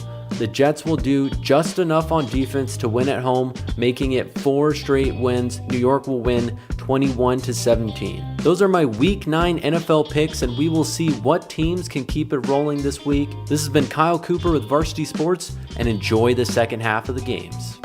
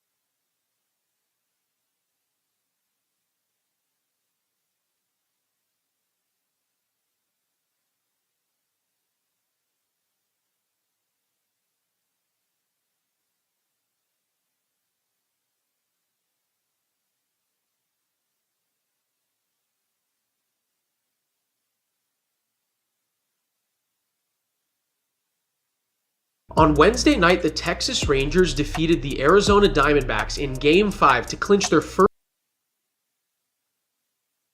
Hey guys, Vince here to talk about Angel Dentistry. It's where my wife and I have gone for over 10 years, and we trust them with our routine and extensive dental care because they care. Dr. Amber Angel is an Arizona native, born in the town of Miami, and has been practicing in the Valley over 20 years. For general to comprehensive dental services, call 602-788-2008. Located off of Cave Creek Road just north of the 101 in North Phoenix. Angel Dentistry, proud supporters of our young people and proud partners of the Varsity. When you think of family restaurants and sports bars, think Bonfire. Bonfire is part of the Tempe landscape, supporting local schools. Join the Bonfire Booster Club Challenge. Mention Corona del Sol, Desert Vista, Marcos de Niza, Mountain Point, or Valley Christian, and that school's sports program will earn loyalty points. The winner after football season will earn a fundraiser at Bonfire. Come for the food and fun, support the community. Bonfire, open every day east of I-10 on Warner. Show your game ticket all day Friday and Saturday and get 15% off. 480-306-6801. Hi everyone, my name is Jackson Webster and I'm a senior at Arizona State University's Walter Cronkite School of Journalism and Mass Communication. This semester I will be joining Varsity Sports Show as a social media manager. I'm excited to promote and make engaging and informative content this semester. What's inside you? Unlocking the greatness inside you means digging deeper and going further than you can on your own. Banner Sports Medicine High Performance Center uses the latest technologies to train the athlete in all of us. Unlock the greatness inside of you. Hey everyone, my name is Jason Goldie from the Varsity Sports Show. I love sports and fell in love with sports broadcasting back in high school. I can't wait to bring you my unique perspective because I am on the autism spectrum and sometimes I view things a little differently. My name is Kyle Krikorian and I'm a sophomore studying journalism at the Walter Cronkite School of Journalism and Mass Communication. I am thrilled to join the Varsity Media Foundation as a technical director following Horizon High School football this fall. You can find me on Twitter and Instagram at Kyle Krikorian. What's inside you? Is it strength? Is it speed? Is it knowledge of the game? Unlocking the greatness inside you means digging deeper, running faster, and going further than you can on your own.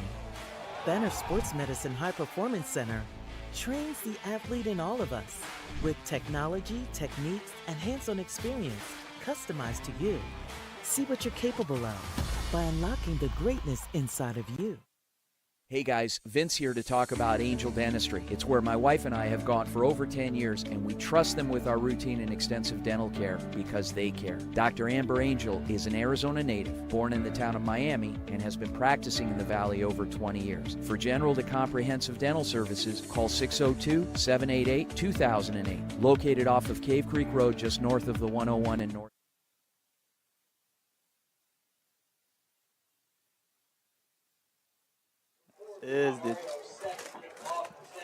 Welcome back, ladies and gentlemen. My name is Sebastian Duggan. I'm here joined with Parker Garash as the color commentator for tonight's game. We're starting the second half. We have Desert Mountain leading 21-7 here at Scottsdale, Arizona, in the beautiful fields of Notre Dame Prep Academy. So far, first quarter, just to give a resume, first quarter was really all Desert Mountain. Defensive had a crazy touchdown, probably the favorite of Parker's defensive career as the kickoff is going to be. Touchback as Desert Mountain will start off at their own 25. But Parker, bringing you back here in the cast. Yeah. What do you think of that first half? Oh, it was solid. It was solid. I mean, the run game's got to pick up, but, you know, Desert Mountain came out swinging with a touchdown, got the defensive touchdown, and then scored again. So had a little bit of a sloppy second quarter. I'm sure when we talked to Coach Hamilton post-game, like, he's not going to be happy with the amount of penalties that they had in the first half. So, I mean, like I said in the second, if they can stay clean, they can win this game by a lot of points. So they're up double digits. Let's see if they can keep it. Indeed. Brady McDonough still in the backfield, threw the interception. Kind of almost changed the momentum, but Desert Mountain was able to get the defense back. Another tip ball again, and that's been the story in the second quarter and could be in the second half. It's those tip balls. Those tip balls always result in an interception, and Brady McDonough is no stranger to interceptions. He has 10 in this season, and we're already in the last game, week 9, here at Notre Dame Prep. Week 10. Is it week 10? Yeah, it's week 10. So he's averaging. They had a bye week. Oh, you're right. They did have the bye week. Almost slipped through the mind. So he's averaging an interception per game, essentially. Pretty much, yeah. So he has to be more sharp with the ball. He's going to hand it off to Jordan Solomon, but met up immediately by the defensive core of the Saints. And they woke up with the mission tonight, only being down by 14 in the second half. I mean, what more can you ask, especially with the very tough Desert Mountain team? Yeah, that was number 36 in on that tackle. That is not on the roster, so I apologize for not having his name, but he was in on that tackle to bring up 3rd down and long. 3rd down and long here for Desert Mountain. This is exactly what you needed here if you're Notre Dame. You needed to stop just Desert Mountain in general, just absolutely. And that second quarter, they did that precisely, and now the optimism is McDonough passes it off there to Jack Freeberg, which is met immediately, and Desert Mountain will have to go 3 and now, and it's the best start you can ask for here if you're the Rising Saints. So now 3 and out coming out. Brady McDonough unable to make much out of that play. And special teams out here for the Saints with Aaron Ramos set to receive the punt, and Tyler Stanford in the backfield for Desert Mountain. And not the way you want to start off here for Desert Mountain. And, you know, the questions arise with Coach Hamilton, seeing if he was talking about the penalties. And it's been an ugly game so far. Whoa. Almost a blocked punt there. See how the punt goes here. It's been top. It's going to be jumping, and it's going to get a bit of a favorable. And the Irish are going to start, or excuse me, the Saints are going to start at their own. Have you been watching a lot of Notre Dame football this year? I can't say I have. You know, I think I just think Notre Dame, and next you know the Irish is up there. But luckily, going to be correcting myself a lot. It's going to be the Saints. It's the Saints. So say it 3 times, Sebastian. Saints. Saints. We're gonna get. I'm gonna get it down. I'm gonna get it down. There's no worry. I'm gonna get it down. So the Saints gonna start off in good field position here, and their own 47-yard line here, and down by 2 possessions. A touchdown here really changes the game entirely. Yeah, definitely could. I mean, if they can come out, get Cooper Perry involved again. They had a handful of receptions in the second quarter because he didn't play the first. But yeah, let's see what Chigueros can do. He's got an arm. He's got a lot of speed too. So let's see what they can do. Chigueros in the shotgun formation, trying to go with the false out here. He's gonna hand it off to Jameson Bush and gets met up. And I feel like if you're Desert Mountain, obviously the defense has been doing its job. Has been doing containments all around the field, but if you want to just run away with the video game, you have to stop Jameson Bush from getting those petty yards, especially when you stop him at the 2-yard line, gain of 2. He gets those yards after carry, and he gets 6, 7, 8 of them, and he makes 1st and 8 into 1st and 1, and that's so much more bearable. Excuse me, 2nd and 1, and much more bearable, and lets the drive continue for the Saints. As Chigueros, shotgun formation again, looking deep. Going to pass it off to Kelton Jones, who's been making really a lot of big plays there. 3rd and short coming up for the Saints. And that was number 28, Tyler Stanford, in on that tackle. He was also in there with Brody Olson in on that run drive on 1st down. But yeah, this defense has been really solid all season long. They have 15 interceptions on the year, so they are not afraid of picking off the football. And they can make an impact like we've seen already with 2 turnovers in the first half. Yeah, 31 coming up here. It would be no surprise if they got 2 downs coming up. But nonetheless, they had this Jameson Bush, and he's able to just bulldoze his way for the 1st down. And I feel like Jameson Bush plays such a big role. Not only is he a running back, but he plays like if he's a fullback. He just gets those petty yards, 2, 3, and that's all you need to ask for if you're the running back. And it continues to change here, and the Saints are getting the offense to waking up and sparking up here. Yep. Absolutely. So 1st and 10 here for the Saints coming up. Trigueros, excuse me. Not sure what the F came out, but shotgun formation, gets the snap ready. He's looking deep. He's going to throw it deep. High hang time there, and it looked like he's going to be picked off by Elijah Mears. Bit of an uncharacteristic throw there for the Saints, and Elijah Mears makes him pay. And the 3rd turnover by this defense in Desert Mountain, not skipping a beat. We haven't really seen Chigueros throw the ball a lot tonight. It's been really short passes, chunk plays. Try going downfield that play, and it just didn't work out. You could see he was too far. You know, he was getting pressured on his backside. So just launch the ball downfield, hoping to see a play happen. But, you know, Mears was able to come in, get the pick. That's 16 on the year for this Desert Mountain Wolves defense. And just keeps on adding to that tally. And a great play there, great awareness from Elijah Mears. But you know that the ball was overthrown there by Trigueros, and I was contemplating earlier that he protects the ball. He doesn't make dumb decisions and just throws it there. But from there, I didn't even see the intended receiver. I think that was Colton Jones who was the intended receiver. And McDonough getting the play going here, going up a quick shovel pass onto number 11. It's going to be Keaton Morales getting the reception, the senior, and extending the chains and moving it forward. It's going to be second, I believe, and short.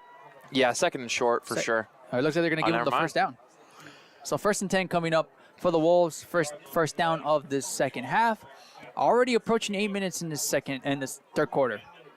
Brady McDonough, shotgun formation. It's going to hand it off to Cameron. Fakes it indeed and keeps it himself. And what a play that was. Cuts it off there, and Brady McDonough gets some good yardages there, 15 yards. But we have some dirty laundry in the backfield. Might be coming back here for the Wolves. Why do they call penalties dirty laundry?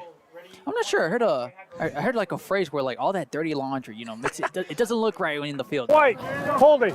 This seems to be holding on offense. It would be a holding indeed. And I just heard a phrase of dirty laundry, and it's just so interesting to me, man. I just sticks with me. It sticks with. Sometimes penalties comes out, of course, but I feel like dirty laundry.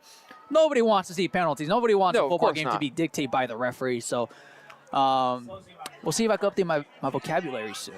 Keep it going, but nonetheless. The big gain there from Brady gets nullified, and it's going to be first and 23. So 13-yard loss, if you consider that penalty a loss. And first and long for the Wolves. And it's going to start off with the running play and met up immediately by the Saints. And might be a gain of, honestly, just no gain in that play. And it's going to be second and long now. Yeah, second and 20. 18. Never mind. They moved the board. Shout out to Notre Dame. I do got to say, one of the best fields we've been to all season, a great scoreboard, and incredible kettle corn. Great kettle corn.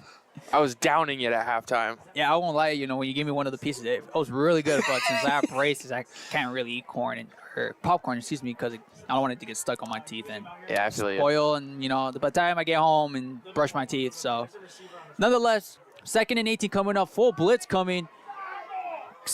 Picked up there by the Wolves, and McDonough looking deep and just going to throw it away. He did a little side pat, a little, what do you call it? Yeah. We're motioning it in the booth for people that are listening, but little Patrick Mahomes-esque little pitch. Something like that. But, tough break, brings up third down and very long. Yeah, it would have been really starting at third. They would have been in the opposition right now if that penalty didn't come in, and went from 1st and 10 to 3rd and 18, and we'll see if Brady gets something out of the hat or pulls something out of the hat here. It needs a big completion. Wouldn't be surprised if I see Jack Freeberg going one-on-one, but he's going to set Jack Freeberg in motion. Plays it indeed, and he's going to actually throw his short there, but Cameron Terry picks it up there, and he has some green grass, messed up by the Saints player, but he gets some pretty good yardage here. Hey, maybe a 4th and possible coming up for the Wolves. But doesn't look like they'll do that play. I think Hamilton playing a little careful there. I take it back, take everything back. Hamilton playing the cautious game right now. 6 minutes and 42 remaining in this third quarter. I mean, bring out the analytics here, Parker. Would you have gotten it there? You were the coach position there. No, I wouldn't have. Early in the second half, their first drive not too good, way downfield. This drive, couple of penalties. So yeah, good smart play to do the punt. Tyler Sanford. They got a little hold here on 87. Don't know why they didn't call it. That was a bit weird. Penalty. That happened right in front of the ref, but. So nothing on. We're going to see what the spot is for the punt. It's going to be on their 40-yard line, and pretty good position coming up for the Saints. We had this type of issue last week. Well, I'm not going to call it an issue, but we had me and Steven, when we're doing the call last week with Higley, there was a couple of punts that went way far, but they put it to where, I guess now the rule is where it leaves the field. It's like where the ball was last time it was on the field. Very interesting, very weird. I've never really gone into those type of rules before, but yeah, great break for Notre Dame to put them on the 40-yard line. Yeah, more into your action. I mean, I think there is actually a penalty that I think it only applies on kickoff, but if it goes out, and out of bounds, they start at their own 40, and so Trigueros gets a good run opportunity there, and that's the first time we've seen in a while where he uses his own legs to run it. And he started off that first drive in the beginning of the game when he used his legs a lot, and it got pretty good yardages, but he's just stopped doing so. And I think partial credit goes to a lot into Desert Mountain's defense, knowing that he's a running quarterback, dual threat, knows how to do it and knows how to take it well. And first run resulted in a first down for Notre Dame. And the play continues here as we have Trigueros getting ready. In shotgun formation motions, Bush backfield with him. Going to hand it off. It's going to be a fake handoff. They're going to hand it off to Cooper Perry with the good yardages there. Goes up with a big stick hit there and gets a good gain there. I think about 6-7 yards for Notre Dame. Yeah, Trigueros, want to go back to his recruitment for a second. Columbia, Penn, Yale. I believe that's Dartmouth. Fordham, Georgetown, Princeton. And he took a visit to Fresno State. He's got a lot of interest at the next level. Expect to see him do what he does best. But yeah, very interesting. Like you were talking about, though, he hasn't really used his legs a bit. I think he might have to depend on that if his wide receivers aren't open. But very quiet game for Cooper Perry so far with only just a couple of receptions. Bush gets the ball. Actually, it's going to be kept there by Trigueros, and he gets hit pretty hard there. Luckily, nothing bad comes out of that play, but big tackle there, I believe. I think number 55, Borodkin, making the big play. Correct me if I'm wrong, though. Yeah, Borodkin and then Elijah Bankwell came in off the deep side to get that tackle. Good to bring up a first down. I mean, Desert Mountain's defense just has to get better at stopping this run. Trigueros has showed time and time again that he can use his feet in the first half and through these first couple of plays. So, if they can contain that, that's going to lead to less points on the board for the Saints. Trigueros gets the ball. It's going to be a blitz play, but picked up big by Bush, and he's going to throw it deep, and he has a receiver, and he's going to be caught. It is going to be caught by Notre Dame Private. It's going to be a touchdown for the team, but we'll find out who caught the ball.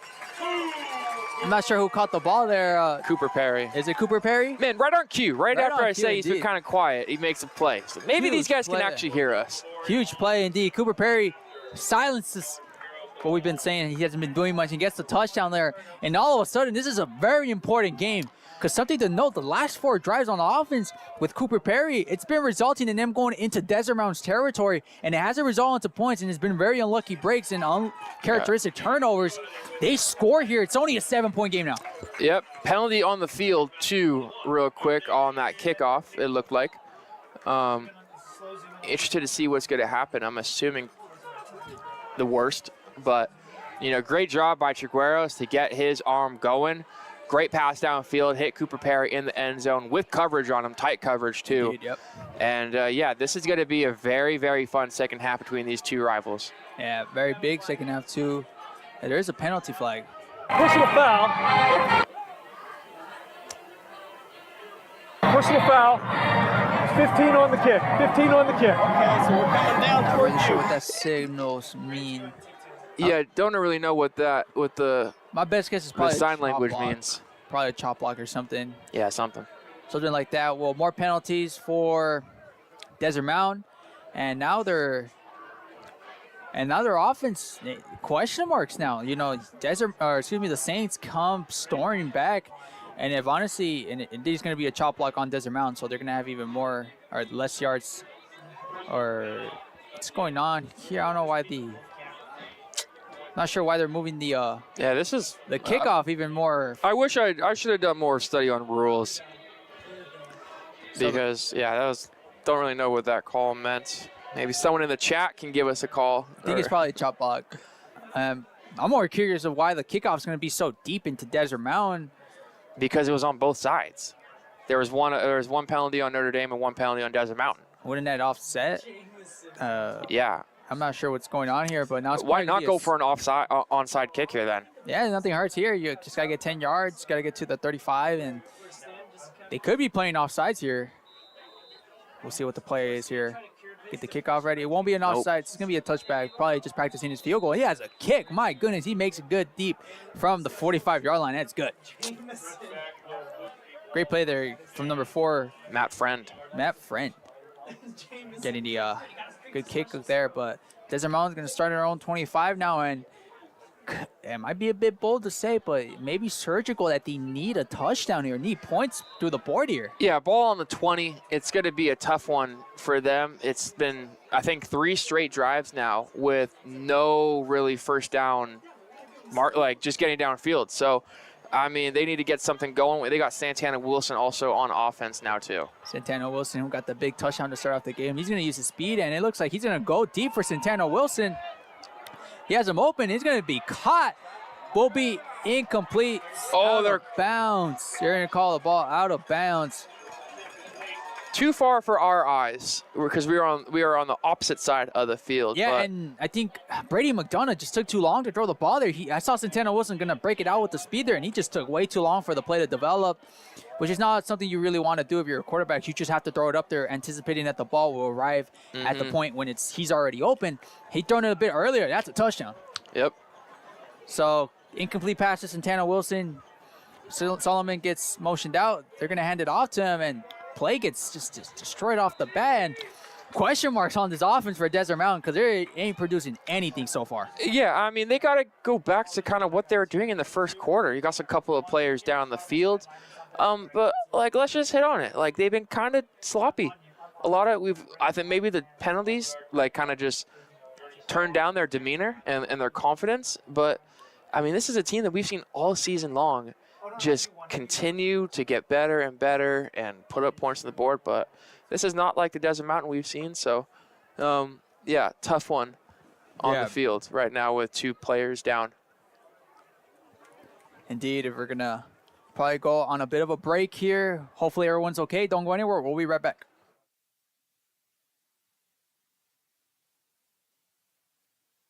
Hey guys, Vince here to talk about Angel Dentistry.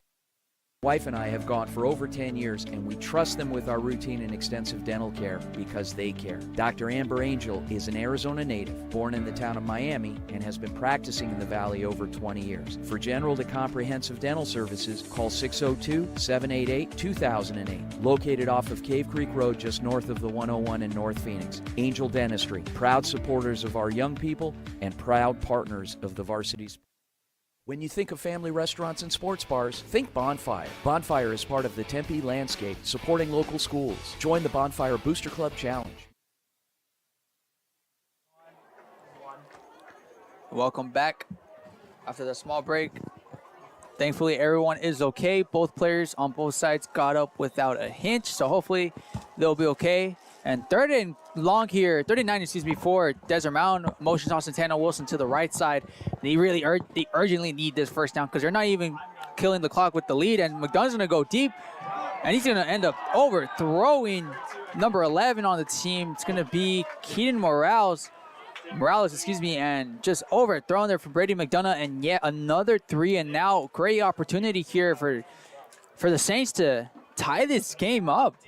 Yeah. I mean, I think Desert Mountain's got to kind of look themselves in the mirror right now, and Coach Hamilton too, and say, do we need a little bit of different vibe? Do we need to go with Bryce Herges right now? He's been really consistent in his couple of drives that he's had. So with multiple drives going scoreless and not being even able to get out of their own zone, we will see what they do. But let's see what the Notre Dame offense can do as Ramos here with a great punt.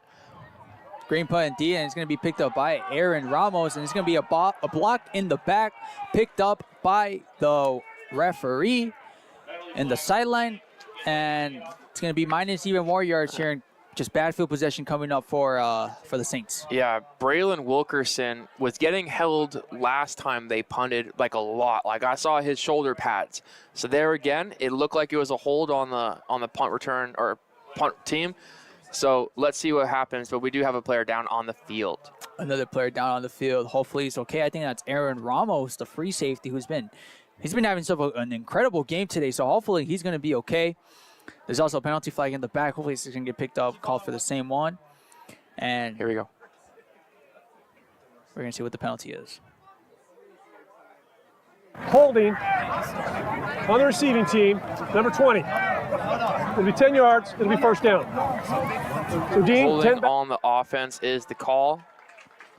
So it will be a holding call. Aaron Ramos coming out with his own power. So great sight to see here for the Saints. And something to really mention, especially with last week with Higley beating Desert Mountain. This isn't just a game just to play for pride. It's pretty big, especially with Coach Hamilton explaining it to us how he wants to come out on top with the 5A Northeast Valley. known for being one of the very toughest regions, has Horizon, Higley, Desert Mountain, all sorts of players, all sorts of teams in there as well. And to come out, if Higley comes out winning today and Desert Mountain loses, Higley comes out as the #1 seed in the 5A region instead of Desert Mountain. So we're going to see how it goes right now. Also can't forget ALA Gilbert North being in there, Notre Dame and Cactus Shadows. And first play, much needed play there to stop Trigueros stopping a loss of 2 there. And it's going to be 2nd and 12 coming up for the Saints. Yeah, Dylan Hipp in on that tackle, been a great defense, and hasn't had a lot of shine on offense, not a lot of receptions. He's only got the 1 touchdown, which was the game-winning touchdown, keep in mind, a handful of weeks ago. But he's been a really key player for them on defense and gets the tackle right there. So getting ready. Trigueros in the backfield again, and I think if you're Desert Mountain, you desperately need a 3-and-out here. You need to stop this team from really sparking up that offense, and they've been nothing but clicks so far. It's just some lucky breaks, some strip sacks. That's passed up to Jamison Bush. It's no good, and 3 and long coming up. The big opportunity here for the Wolves coming up. 3 minutes and 26 seconds in this third quarter, and something's telling me that this might come down to the last second. You know, very close game, 1 possession. Wolves have the advantage. Yeah, I mean, these 2 teams went down to the wire last year, and I think rivalry games bring out the best. So, I mean, triple overtime it took Notre Dame to beat Desert Mountain on Desert Mountain's turf last year. So, you know, this could definitely, like you're saying, Sebastian, go down to the wire. Trigueros, the shotgun formation, trying to make a big play there, and he's going to toss an ip there, and it's going to be a dropped pass, or it won't be a drop pass, excuse me, it's going to be a batted pass. Props to number 14 on the play. Elijah Mears got the interception in the last drive, or not the drive before that started off, and it's going to force the 3-and-out here for the Saints, and this is exactly what you needed for the Wolves, forcing this offense to shut down and just stop that passing game to keep on going. Yeah, absolutely. I mean, with it being 21-14, they've been outscored 14-0 really the last, 15 minutes of the game. Yep. I mean, they scored early in the second quarter, and they haven't been able to do anything since. So to get that big stop right there, great job. And they're going to get a great fieldage area after this punt. Indeed, as the punt gets ready, and going to get a good punt there. It's going to be picked up by Jared Freeberg, and he's going to muffle it yet again. Question marks on the special teams, and he had some green grass ahead of him if he didn't muffle it. Nonetheless, the punt still gives them pretty good field advantage there. And Parker, you looked a little stressed out there with that Jack Freeberg muff. That's twice in this game. I mean, that was just like a line drive punt. I mean, he just, yeah, it was a tough catch. I get where Freeberg's coming from. He had to kind of go up to his right shoulder to catch that. But, yeah, that's 2 back-to-back punts where he's kind of muffed on that football and just about gave Notre Dame the football back. Luckily, they still have the ball back.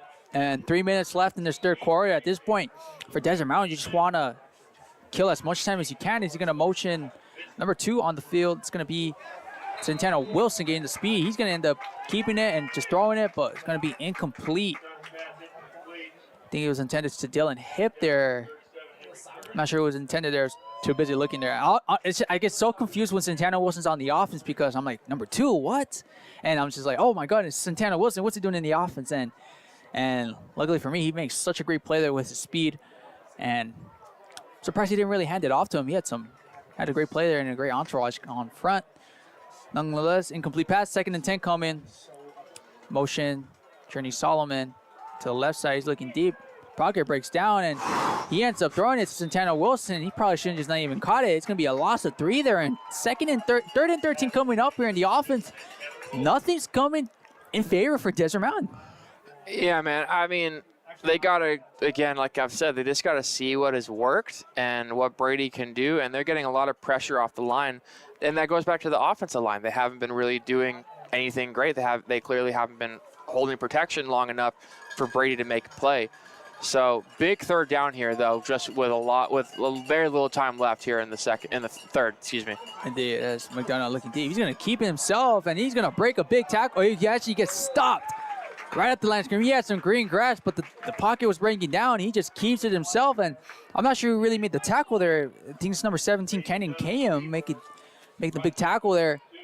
And it's going to be a 3 and out for the Wolves. They had such great field position, and they couldn't capitalize. Yeah, Deacon Shea, the PA announcer, said, as well as Aaron Ramos was in on that tackle, but great job. That should be a penalty, as we're going to get that. It is going to be a penalty, and it looks like it's going to be another penalty saving Desert Mountain, although... So will Desert Mountain get the ball? That's where I'm actually going to ask you the question, where I think the last time there was like, they hit the punter, I thought it was going to be a fresh pair of downs, but they're just moving up the play, and it's going to be 4th and short still coming up. But we'll see what happens here. So it's going to be 4th down. I think it's still going to remain 4th down. I think the offense is warming up out there. So yeah, the offense is coming back. So it's an automatic 1st down.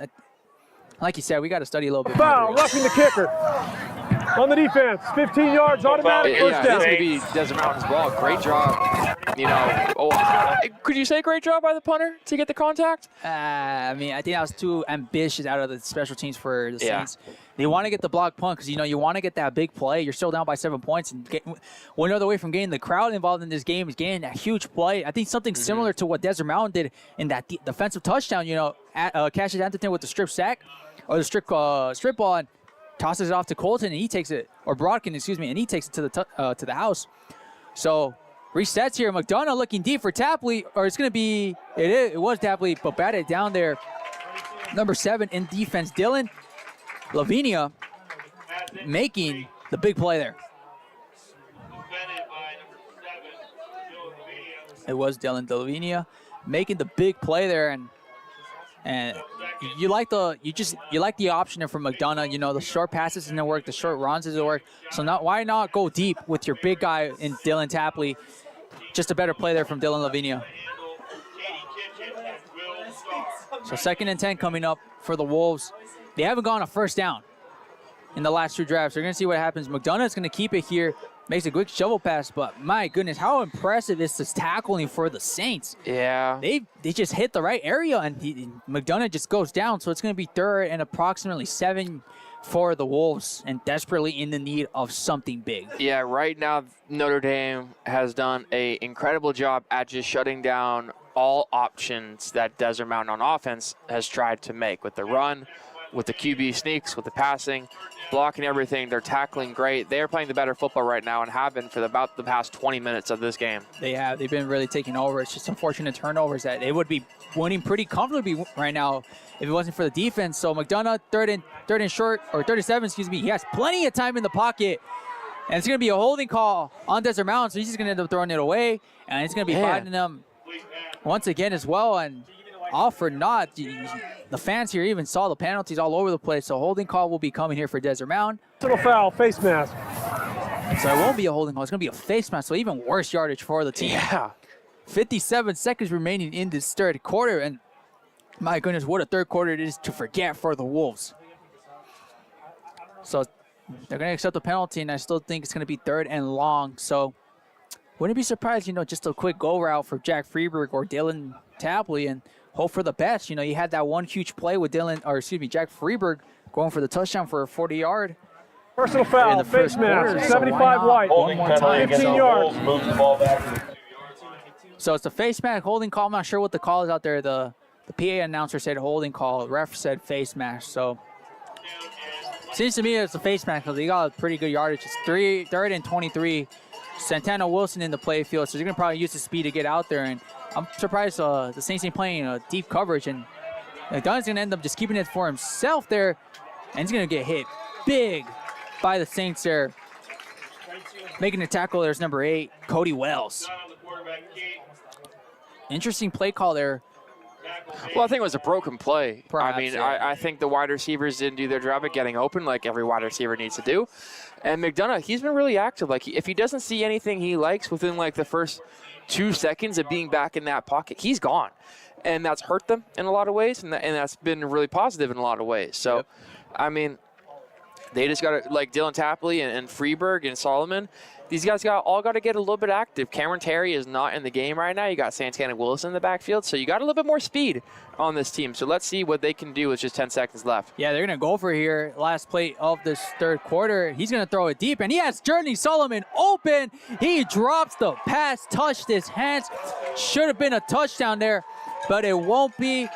will be considered a draw pass there. He had Journey Solomon wide open. 0.5 seconds remaining in this third quarter, and it's going to be turnovers on downs for the Wolves, and Saints have good field position coming up.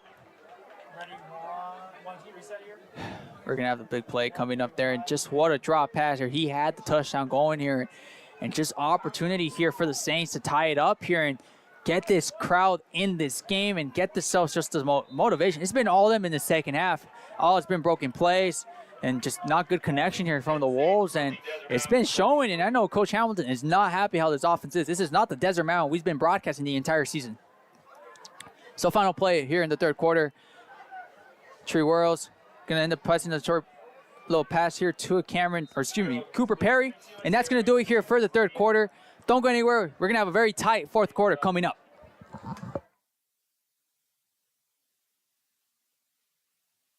Hey guys, Vince here to talk about Angel Dentistry. It's where my wife and I have gone for over 10 years, and we trust them with our routine and extensive dental care because they care. Dr. Amber Angel is an Arizona native, born in the town of Miami, and has been practicing in the Valley over 20 years. For general to comprehensive dental services, call 602-788-2008. Located off of Cave Creek Road just north of the 101 in North Phoenix. Angel Dentistry, proud supporters of our young people and proud partners of the Varsity. When you think of family restaurants and sports bars, think Bonfire. Bonfire is part of the Tempe landscape, supporting local schools. Join the Bonfire Booster Club Challenge. Mention Corona del Sol, Desert Vista, Marcos de Niza, Mountain Point, or Valley Christian, and that school's sports program will earn loyalty points. The winner after football season will earn a fundraiser at Bonfire. Come for the food and fun, support the community. Bonfire, open every day east of I-10 on Warner. Show your game ticket all day Friday and Saturday and get 15% off. 480-306-6801. Hi everyone, my name is Jackson Webster, and I'm a senior at Arizona State University's Walter Cronkite School of Journalism and Mass Communication. This semester, I will be joining Varsity Sports Show as a social...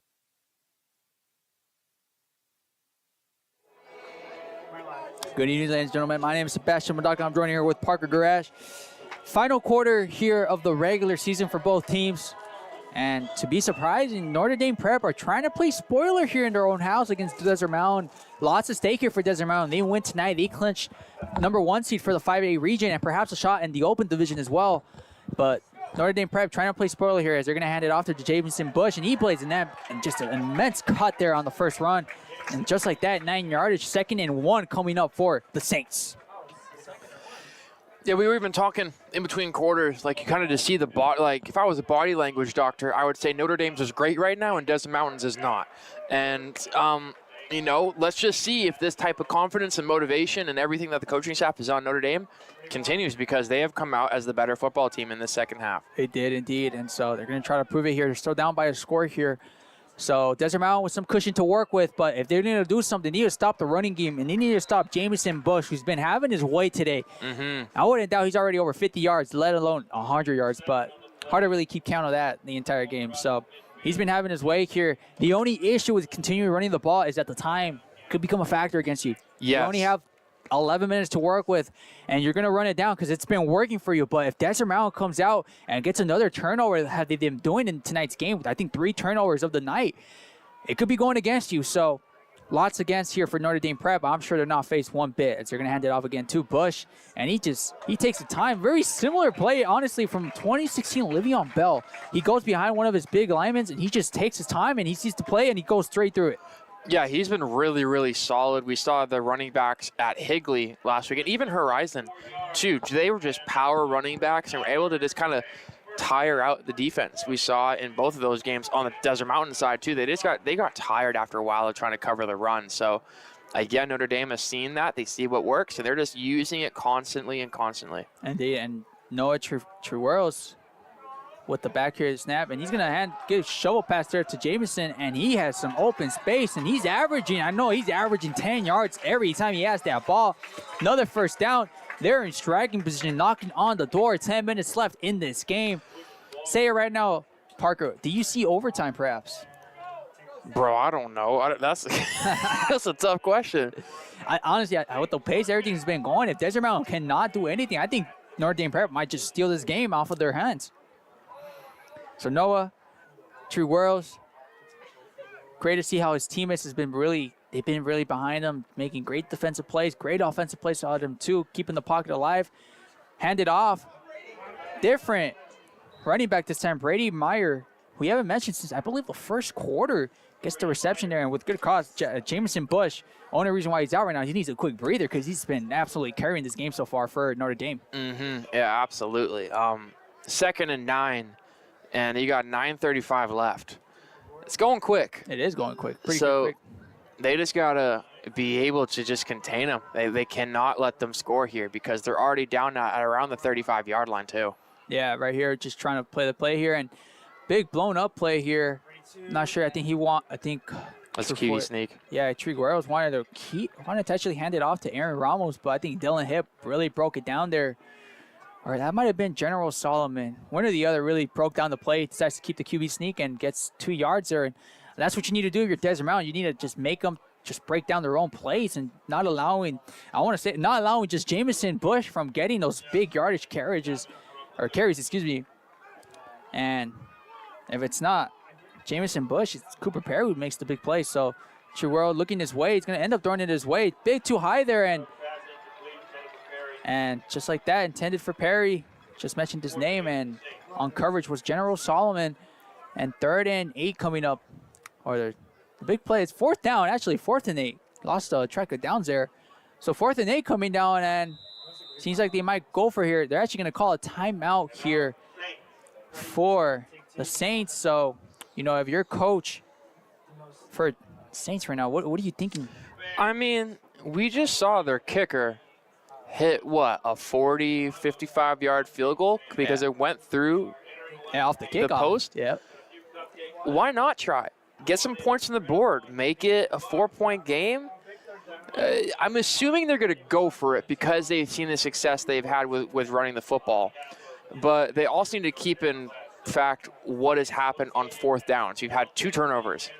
One on 4th down and one on the 1st down after the 4th down conversion. But this is a defense that if they smell something, they're going after it. And if the football is loose, they're going to be on top of it. So they just need to be really careful with what they do here. There's a lot of things they can come up with, a lot of trick plays, but, I mean, they might try to just get them offside, and that's worked to a lot of teams' benefit with this this Desert Mountain defense, but we'll see for sure what happens here. Yeah, it looks like they're going to go for it, but I do like your take about going for the field goal because not only is their kicker, Matt Friend,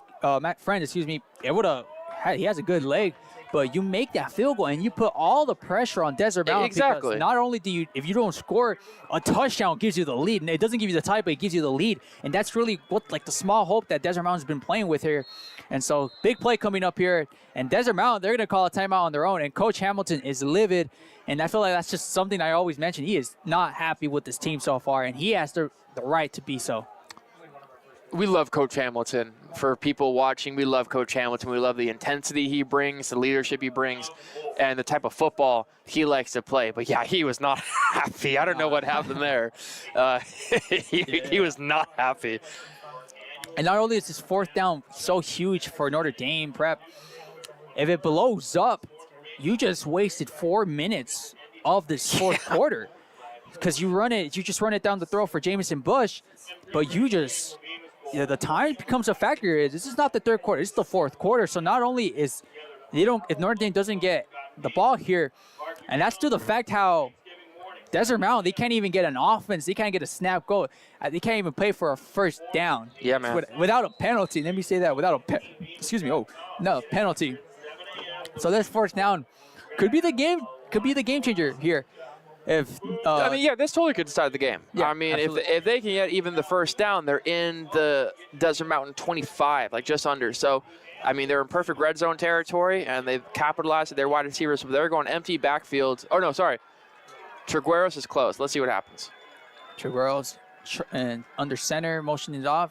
Fake the run off there, and he's going to find it. He's going to actually just keep it there, and he's going to get tackled short. Huge tackle there by number 18. It's going to be Mike Sheldrick making the huge tackle there, and my goodness, they're going to look back in that play, and that might be the game changer there. Yeah, Michael Sheldrick comes up big time. Trigueros had a lot of field in front of him. I think he was hoping to get that 1st down, But he comes up, gets the tackle, and yeah, what a player Sheldrick has become with Desert Mountain as the weeks have gone by in this season. Great play by him to not let the Saints get another first down. Huge indeed, and 4 minutes just go down the drain like that, because now you have to focus on the time now, especially with Desert Mountain. And I'm going to say it right now, if Desert Mountain, as McDonough passes it off to Santana Wilson there, and he's going to get about 5 yards there off the play, second and manageable coming up. But if Desert Mountain's able to put points in this drive, I think that ices this game, and that gives Desert Mountain the #1 seed going into playoffs next week. And I think Santana's a bit banged up. He's hobbling off the field. Yeah, not what you want to see there. Hopefully he's okay. Had similar issues last week with Higley. He had I think the knee brace on. I wasn't there, so he had a sling on his arm. Yeah, but he seemed to be fine. We talked to the coordinators before the game, but McDonough keeps the QB sneak there, and he breaks off a great tackle there, and he gets great yardages there. Going back to something that's worked for Desert Mountain, and that's that QB sneak from Brady McDonough, and that's how you're going to win this football game. You need to have Brady McDonough dictate this game. Yeah, you do. In this type of scenario, you have to have him dictate the game. You can't have the penalties. You can't have a lot of false starts. But he's got to get wide receivers involved. The reason he's doing these QB sneaks because there's no open receivers. We need to see a little bit of a resurgence of Dylan Tapley. He's been solid all season long.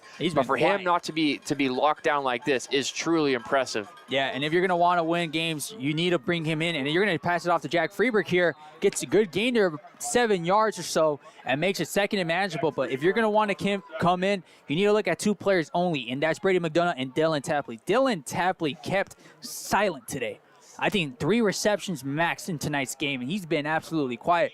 Obviously, the targets has been a bit different because I know Brady McDonough's been trying to hit him, and I think 4 plays in the end zone trying to just get him for the touchdown, the big plays, and he's been quiet. And really, part of that goes to Matthew Trigueros, the brother, I believe, of Noah Trigueros, really on him and bringing up the big time play there. Hands off to Cameron Terry here, and he breaks a good tackle, breaks up multiple, and gets taken down from Aaron Ramos there. First down here, and time is taken here for Notre Dame Prep. Yeah, this is not where they want to be. A couple of players are upset. Chains are going to move. Cameron Terry, I mean, the type of scenario that he's had or type of situation, I guess, he had to come into probably a year early from what the coaches, I'm sure, wanted.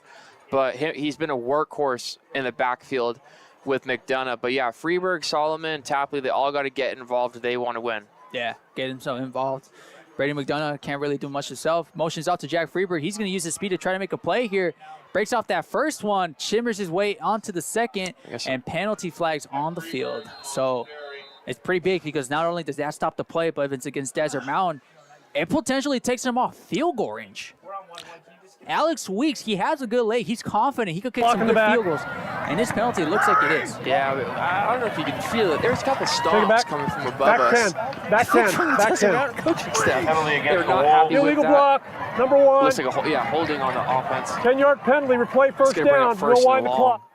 So luckily it is first and long, so they still have three plays to play, and as you could hear from Tav, capitalize from the team, and that's not the play you wanted to happen there. You just, if the play's broken, like, you can't do nothing about it. And so Brady McDonough has some work to do here if he wants to come and win this game. Motions Journey Solomon here, decides to keep it, and he's able to get majority of the yards right back, and it's going to be 2nd and 11, which is so much more manageable than 3rd and 20, or excuse me, 1st and 20. As we see, I don't see no penalty flags, so we're okay. No penalty flags. 5 minutes and 46 seconds left in this game. Desert Mountain still preserving that touchdown lead. And I think if they just get just a couple more yards for Alex Weeks, that field goal may be the difference coming up for the team. Yeah, for sure. So Brady McDonough, 2nd and long coming here. It's going to be a crucial 2nd down coming up. Going to hand it off to Terry here, and he's going to pick up some very valuable yards, and he just goes ahead and takes the first down right up the corners, right into the silent for Desert Mountain, and Cameron Terry with the big run of the game gets the first down, and time continues to clock here for for Notre Dame Prep. Yeah, the Wolves have been trying to hit their running game hard in this second half, and they've done so, but I think a lot of props to go to Notre Dame. They drained just about 4 minutes of this fourth quarter, and it didn't end up in anything. So if DM can continue to drain the clock with these runs and get points on the board, as you see McDonough get tackled here behind the line of scrimmage, that's going to be really tough for Notre Dame to have to score 2 touchdowns, in just a few minutes. Yeah, essentially the touchdown ices this game because we're just under 5 minutes left, and the way these drives has been going, it's very eerie, similar with when they went against Gilbert North.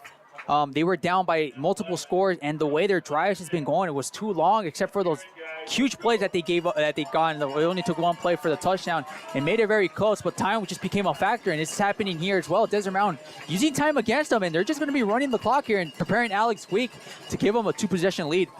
Hands off to Terry here, and he gets the gap open, and he is open for the game. He gets the touchdown. He takes it all the way to the end zone, gets the little shimmy dance here. Great celebration there from Cameron Terry, and that essentially could just ice the game there. 30-yard touchdown from Cameron Terry. You said it, Parker. Yeah, I mean, his first touchdown on the season. We talked, I was with Steven on the call for the Cactus Shadows game. The running back coach came up here and was like, Cameron Terry, player of the game. I'm calling it right now. Evidently that didn't happen.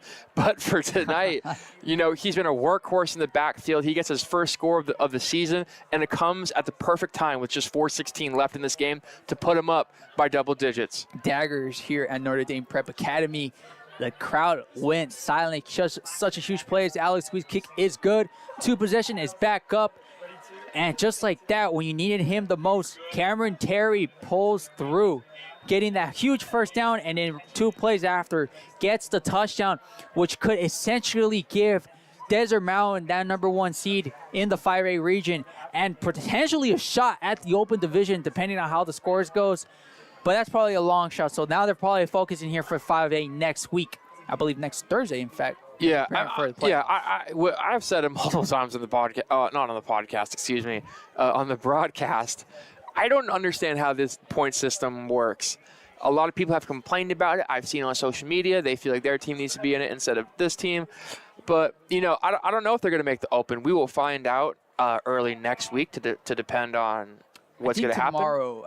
Is it tomorrow? I think tomorrow. I think there's different time schedules. I think it was like 8:15 was 4A, 8:30 was 5A, 8:45 was 6A, and then 9 was, I think, open. We'll see. I mean, if they can win this game tonight, 9-1, great season. Absolutely. Just without a doubt. They've had their struggles, but they've been healthy tonight and have played really solid with a 14-point lead right now. Alex Week's kickoff game goes into the end zone for the touchback, and Notre Prep Academy. I'm not sure why I said Brain. I think I was trying to afford Brady McDonough there. Notre Dame Prep forcing the way through it. And just a bit of an update. Canyon Del Oro leading 21-9, looking to go 10-0 in the season, the 4A team. And that's one of the big controversial teams heading into the open division. And a lot of reporters are saying, should they tank? Because are they able to compete in the top division, especially with Liberty waiting there, a lot of other teams in the 6A region? We've seen Cinderella stories in March Madness. We just saw the Arizona Diamondbacks go to the World Series. So I know high school football is a bit different, and there's a lot of top teams in the state that feel like they deserve to be in this. But, I mean, Canyon Del Oro, why can't they go on a run? I mean, a lot of people might think they don't belong, but, hey, they have a winning record, and they've been really solid in their division all year. So props to them. Props indeed. Notre Dame Prep has a lot of work to get done right now, and time is not with them. If I recall correctly, I think they only have 2 timeouts to work with, just approaching under 4 minutes here. And I'm not going to say it just yet, but it's probably, I'll keep the thought to myself until we reach just the 2-minute morning mark. More into what you think, Parker, especially with Cameron Terry. You think he's the player of the game so tonight? Yeah, I mean, he got the game-winning touchdown as of right now. So if anything crazy happens, it definitely would be him. Yeah, and you can't really say that the victory's gone and go. And I think if you want to try to have a shot to come back in this game, you can't allow those run games. You got to throw the ball, and it comes down to Noah Trigueros to make those big plays there. And Cooper Perry, big receiver here for Notre Dame Prep. He's been quiet today, except for that big touchdown that he got to really make the game a 1-game possession. Looks like we're going to have a timeout here by Desert Mountain. We're at 3 minutes and 30 seconds left in this game. And now I think Coach Hamilton's just going to try to just get his team composed and try to make sure he doesn't give up the big plays, especially with our last game on call together we had against ALA Gilbert North. They had 2 plays go to the house, and it only took them 2 plays in those and combined for 2 touchdowns. So Desert Mountain, they could give up those huge plays here, and there's still plenty of time to let that happen. But, you know, there's so much circumstances for that to happen. You need to score a touchdown perhaps in these next couple plays. You need to get the offsides, and then you need to score again in order to just, you know, wrap up this game and force overtime. But 3 minutes and 30 seconds left. There's not enough time for Notre Dame Prep to try to get something going. And if they want to get back into this game and end this season on a high note, currently 5-4, on the way to end the season 4-6. And correct me if I'm wrong, last year they were 9-1, right? They were 9-1, and they're 4-5 right now. So yeah, not the greatest redemption arc. Yeah, it's been a tough year. I know they lost a couple of seniors. I know they're going to lose a lot of seniors, as we saw at senior night here tonight. Yep. So yeah, not the best season for Notre Dame Prep after such a great one last year. They're going to be looking to rebuild in the off season as Tree Worrell's looking deep, and he's going to just the ball was a bit thrown out, and in coverage was Elijah Mears, man, with the interception, and forcing Dawson Dord outside and just made the ball just uncatchable for Notre Dame Prep. 3 minutes were still remaining in this game, and I feel like every play you just got to look at the time because at this point you have to throw the ball. You need to throw the ball. You can't run it, especially with running it was your fortitude, but you were unable to capitalize, especially with those earlier quarters. You had all of it. What's going on now? So we're going to have a quick substitution here. Brody Olsen coming in the replacement. We're going to have number 28, Tyler Stanford, going out. Bit of a substitution there, so nothing to be alarmed just yet. Chihuahuas, shotgun formation, going to be looking to pass again. Time in the pocket. It's crumbling down, looking deep, and he's just going to end up keeping it and going out of bounds, stopping the clock there. And 30 long coming up here for the Saints. I'm looking at Tony Cumberland on the Notre Dame sideline. He is far larger than any single player Notre Dame had on their sideline. My goodness. Oh, my goodness. He is huge. I had to run cameras like at the beginning of the season, and that was when he got the receiving touchdown. Oh, yeah. And he stood right beside me. I've never seen a sophomore that large in my life. He is huge, and he is quick on his feet. But, yeah, he looked at the entire Notre Dame sideline, and he was head and shoulders above everyone. There's a reason why Oregon wants him. So Chihuahuas with the ball looking deep for Jamison. Doesn't look back. Doesn't look too – there wasn't enough contact to actually call. Yeah, there was no pass interference there. Pass interference. Fans want the pass interference, but – I mean, I get it. They're down 14. Obviously, you want all the calls you could get here. It's because he wasn't looking at the ball, but when you put up your hands – I mean, I think he tipped the ball before Perry was even able to get it. I think as long as you don't make contact with the receiver before the ball is in play, you'll be okay, and that was for what happened there. I think that was General Solomon in coverage there, so great awareness there. And they're going to be going for it here. 4th and long coming up for the Saints, and this will probably do it for the game if they're unable to convert the 4th down here. Overall, I want to see a sloppy game from Desert Mountain, not the team, the dominant team that they play with heart. It's been sloppy all over the place. Blitz comes in, throws it off to Kelton Jones, and he has open space, and he's going to get the 1st down. So hold your horses, ladies and gentlemen. This game isn't over just yet. Time just continues the clock here. The time is stopped here. Just to place the ball. Just to place the ball, indeed. They're going to just be playing go-ahead, hurry-up ball here. And some signs of hope here for the Saints. True Worlds with the possession. Looking and extending it. He's going to be using his leg. Ends up throwing it there. Finds. I believe that's number Jamison Bush. It is Jamison Bush making the big reception there, and they're going to try to be making big plays here, and they're doing it pretty well here. Good receptions for the past couple plays here. So nothing just yet, but 2 minutes and 40 seconds. You're asking for a Hail Mary coming up soon. Obviously not the Hail Mary like in general, but like you're asking for a prayer coming up for the team. But with plays going out of bounds, you still have a timeout to work with. Still possible, but I think you need a touchdown the next 47 seconds to give you at least 2 minutes left in this game. So Tree Worlds, ready. Shotgun formation. Motioning Jameson. Faking it there. He's going to throw the shovel pass there to number 5, Brady Meyer. He has open space. Almost breaks the tackle there. And a great tackle indeed there from Elijah Mears. He's been one of the big highlights here for Desert Mountain. It won't be Elijah Mears. It's actually going to be Elijah Bankwell making the play. Yeah, 2:30 left. Let's see what they can do. 2:30, time's ticking. Desert Mountain shows blitz. Luckily, True World goes to the right side. Just ends up just not a great passer. Looking intended for Cooper Perry. Time stops here. 2 minutes and 30 seconds left in this game. Second and 10 coming up. I'm not sure why I keep mentioning second and long. I think second and long is considered like 13 yards and more, but second and 10 coming up for the Saints. 28-14 ball game. Wolves hanging on with that 2-possession lead, and props to the so far the game-winning touchdown by Cameron Terry, who seems to probably be our highlight player of the game. So as we have True Worlds with the ball here, it's going to end up running it here. He breaks the tackle, and he gets some hard-earned yards here, and they might be able to get a touchdown here with 2 minutes left in the game. So it might be coming down to an offsides kick. And I'm not sure. I'm not too informed if Desert Mountain's given up an offside kick in this season. Yeah, I don't think so. Or there was one against ALA Gilbert North. I think they did give up a. Yeah, they did give up one. So it will be a touchdown here. It's going to be Cooper Perry, second touchdown of the night here, and life still here for the Saints. The question is now, are they going to go for 2?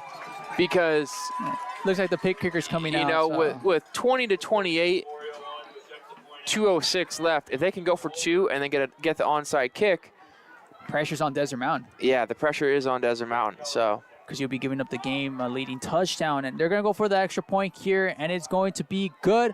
Still 1 touchdown game left. 2 minutes exactly. Well, 2 minutes and 6 seconds, excuse me, remaining in this game. So onside kick coming up here. Could be very interesting, and that last drive, exactly what you needed there if you're the Saints. It started off a bit sloppy, but right after that, converting the 4th down with Kelton Jones getting that 1st down. It only took them 5 plays to score a touchdown, and that's exactly what they needed. So coming up, it's going to be a huge onside kick coming up. Yeah, absolutely. This is going to decide. This is going to decide the game right now. So if Desert Mountain can get the ball, I mean, this is going to be great. And yeah, it's going to be a very interesting call right now. Can't stress it enough. Desert Mountain wins. They get the first seed in the 5A. And we're going to get ready for the kickoff here. Get the kicker ready. As the onside kick is getting ready. Good triple kick. That's a great onside kick, but picked up by Jack Freeberg. He's just going to take it to the house. So the touchdown goes all for naught. Jack Freeberg gets his touchdown on the onside kick from what would have been. As actually, we're going to see something coming up. It's going to be a holding call. Is there a penalty again?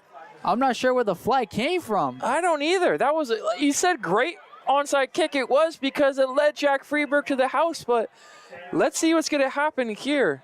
I think it's a holding call by one of the players. It's got to be on Desert Mountain. So what would have been the game-winning onside kick touchdown? 10 yards, it'll be 1st and 10. We're going on Desert Mountain. So, are they going to redo the kick? No. Yeah, they're going to redo the kick. So they will redo it. That's weird. I think they would just... So redo the kick here. The Saints still have a chance to try to get something going. Just under 2 minutes left in this game. Or, no, sorry, I could be wrong. Yeah, I think you are. I'm wrong. So it forces it back. So. Yeah, it forces it back. I know what in college and NFL, yeah, they probably they redo the kick. Yep. So, first down gets the victory for Desert Mountain, and nonetheless, I think they're just gonna run it here for the next 4 plays because. Well, bro, you never know. Because I think Saints only have a timeout or 2 timeouts. Can't really remember. Cameron Terry gets a good gain there on that first carry, 5 yards on the first carry. So 2nd and 5 coming up. Timeout by the Saints. Should be their last timeout or should be their 2nd timeout used. 1 minute and 54 seconds left in this game. But with that first gain there from Cameron Terry, it makes it very possible for Desert Mountain to come away with a very eeky performance tonight. You know, obviously not trying to, you want to come in this game and just prepare for playoffs, because regardless of the result, Desert Mountain goes through the playoffs through 5A. But with the victory, you want home field advantage. You want that number 1A seed, and we're gonna see how Desert Mountain. We're gonna see how this plays out. Yep. Essentially, and coming up play, I think the first down is all they need. The first down gives Desert Mountain the victory and the number 1 seed for 5A. Brady McDonough still in the backfield. Cameron Terry back there as well. Gonna motion Dylan Hip and Brody Olson. Gets the reception, hands it off carefully. Cameron Terry gets a good 4 yards there. It's gonna be 3rd and 1 coming up for Notre Dame, or excuse me, for Desert Mountain, and they call another timeout, so I believe this is actually going to be their last timeout for Notre Dame Prep, unless I just lost count of how many timeouts they've been given, because I was pretty confident they called the timeout in the 3rd quarter, so we'll see what happens here. Regardless, 3rd and 1 coming up. If Desert Mountain gets the first down coming up, they go ahead and win and finish off a very incredible regular season in 9-1, with their only loss coming from one of their big rivals, Higley High School. And obviously, I don't think that's one of the teams you want to lose, because if Desert Mountain's going to go through the 5A instead of the Open, there's no doubt in my mind that they're going to be playing against Higley, whether it's going to be in the semifinals, quarterfinals, or in the championship. I feel confident they'll be playing against Higley, and they're going to want to get redemption, not only because of last year, but you lose to them this year as well, and you get blown out at your own house, especially in senior night. Not the greatest position ever, and not the greatest feeling for all the seniors. And all these seniors for Desert Mountain, they want to win a ring. They want to win a championship for the school, and they're going to want to win them. They're going to have to go through Higley, whether it's going to be the 1A seed, or excuse me, the 1st seed or the 2nd seed coming up. This play dictates everything. Cameron Terry with the ball. He breaks it through, and that's going to do it, ladies and gentlemen. Desert Mountain, they're going to come out victorious here at Scottsdale, Arizona, home of the Saints.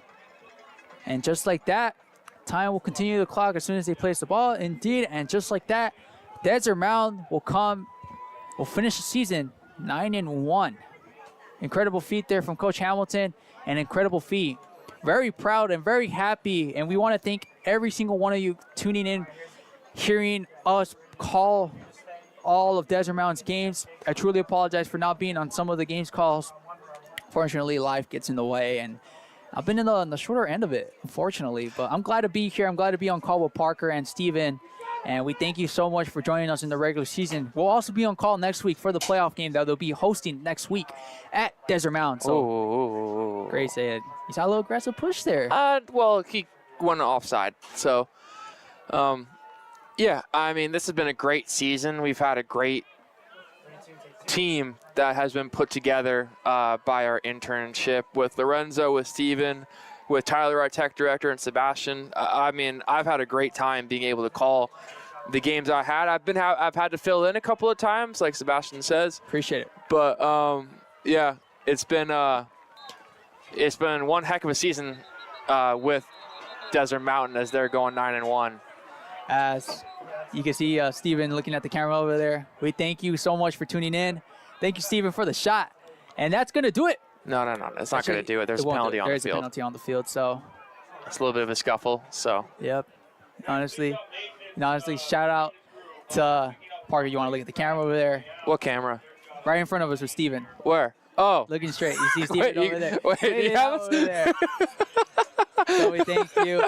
I'm Sebastian. This is Parker, Lorenzo. Wait, I got it. And our We're actually on camera? Oh, we are on camera. Welcome.